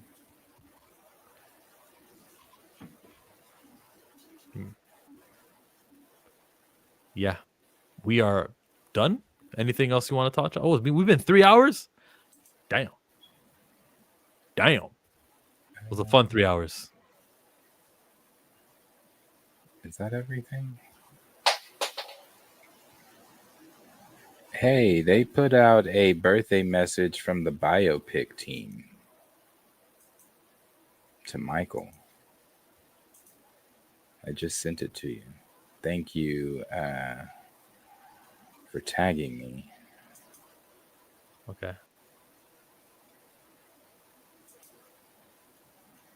It was Juan that tagged me. Network. Let me just mute the music. Happy birthday, Michael! The music's too loud. I don't want to play it. It's your birthday week. Yeah, I get the point, though. Everyone says what's up to him, and there's music playing underneath it. Check it out. Maybe I should put the link in the chat so you guys can watch it yourselves. Maybe I should put the link in the chat. There it is. Back to the Future is going back to theaters October 31st for anybody interested in seeing Back to the Future. It's a great watch. Go watch Back to the Future in theaters. Mm-hmm. When we thought cars were going to be flying in 2012. Hey, let's go to the Carolinas for some Ric Flair trip. Ric Flair drip, go woo on a bitch. 5790 spent the coupe on my wrist. Multi-million dollar, I'm a fool. Road to wisdom. Bruh, the man is built like a tank, Alan Ritchson. He wants to do it, and he said he would do it for free. I think he could kill it as Bruce. Superboy was just okay. He could do Bruce. He could. He did Aquaman. He has potential. But make him a villain instead. Did you see his quote from earlier today? He actually said, I talked to James Gunn. He's going to be considered for a role in DC. Big muscular guy like that. Yeah, make him a villain. Make him Darkseid. People can fit in different places, just not Batman, as built as he is.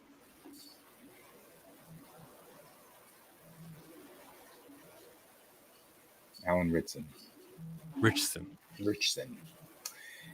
Yeah, and he also talked to James Gunn. Well, I won't say that was today. I don't know when it was, but the quote came out today where he said, "Yeah, Batman, I don't think is in my future, but a DC role is." They could get a 3 movie out of him before he turns 55. Yeah, they could before he turns 55. Why did you say 55 though, not 50? Why did you? What's that? The other Superman actor from Lois and Captain Adam. No, Lois and Clark. Clark and Lois and Clark. He said he wants to be Batman. Tyler Hodgson. Yeah. He said he wants to be Batman. What's this Bane versus Deathstroke-ish? I don't know. Gentle pass on Ritchson. Great Batman. Implausible Bruce Wayne. Bane Better versus exists. Deathstroke. What I gotta do to get the account fixed, send y'all some money. I know. Damn. No, you don't have to do any of that. It's only on mine. I don't know why it's not showing up though. It's supposed to be showing up so I can undo it, and it's not. Batman can be that big old Ben. Big LOL. Batman can be that big LOL. Ben was close. Mike's mother's still active, bless her. She is. Bless Miss Catherine. Because I'm 55 today. I'm not old. Hey, I'm afraid I've got some bad news. You're 55. You're 55. Careful. You'll be 55 one day. And I hope to be 55. You'll be watching somebody streaming a lot younger. And I'll be like waking up out of bed feeling a little something that I didn't feel earlier in my younger life, and I'll be like, yeah, I'm too old to be Batman. So I don't want to get Ritchson. I won't feel that. I'm going to be vibrant and loose. And you said something about your lower back like a week ago or so. That's because I work out. I'm sore. My legs are terribly on fire. Black lead in Alien Earth is Baboa Cisse, cyborg named Morrow, and he's phenomenal. Baboa Cisse. Oh.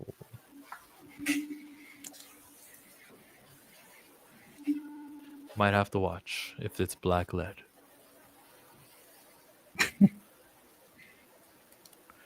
That's not a joke. That's for real. Oh, I know you're not joking. Catching up on my Paradise. I'm catching up on the Abbott Elementary show that I don't watch enough of. Why is everybody Caucasian when I put Alien Earth cast? Him? Morrow? Okay. I've seen him before. I just forget from where. Kit Young. Siberian. Why did you say Kit Young? Like you threw him in the category. He's not black. Ah, it's the lighting then. You got that Ricky Starks.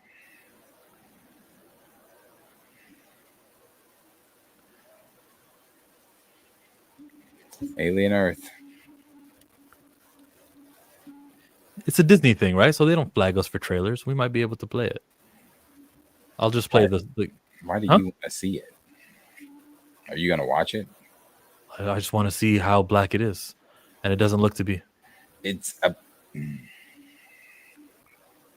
sci-fi movie with black and white people in it. Right.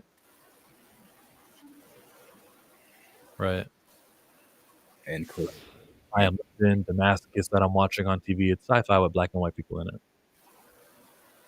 Yes. Yeah. So I don't understand. I don't understand why you said that. It's just not melanated in the lead positions for me. That's my thing. You know, I've told you that before. Oh yeah, I know. Trying to have some more inclusion in the things that I watch. I'll watch white people when I watch Supergirl. I'll watch white people. Why are you watching this? Are you watching it to talk about the white folks you're not going to watch because you have no sound on here? Like you have zero clue what's going on. Exactly. I just want to see how relevant was that black character Morrow that we saw, and he showed up a second ago. That's why I'm watching it. If you'd like to end the stream or you got another news item, let's go. No, there's no other news item. I'm just wondering why you're watching white folks you don't want to watch. That's literally all I'm looking for. Yeah, I don't understand. That's redundant. I don't want to watch these white people, but I have to watch these white people. I did have to see the trailer to confirm like how white. But you pulled up the cast and you saw they were white. Dr. Umar of the Fictional Entertainment. Goddamn right. I beg your pardon. We should end on a Dr. Umar. You see those two? You are Dr. Umar, so we ended there. Proudly. You see those two girls who imitate him? I think their name is Jada. Here it is. You'll recognize them. You'll have seen them before. Yes, I Am Too Fly. It's like I don't know, but yeah. No. I don't only watch things with black leads. That's not true. These girls. Okay, but he's trying to only watch things that are black based. He's trying to have like a palate cleanse. No. Like I'll see Supergirl. Remember when I said that? I'll see Supergirl. Okay, sure. Why are we watching these black girls imitate you? I'm not going in there with a raincoat or without. Brothers and sisters, the power went out, brothers and sisters. I'm in the dark, brothers and sisters.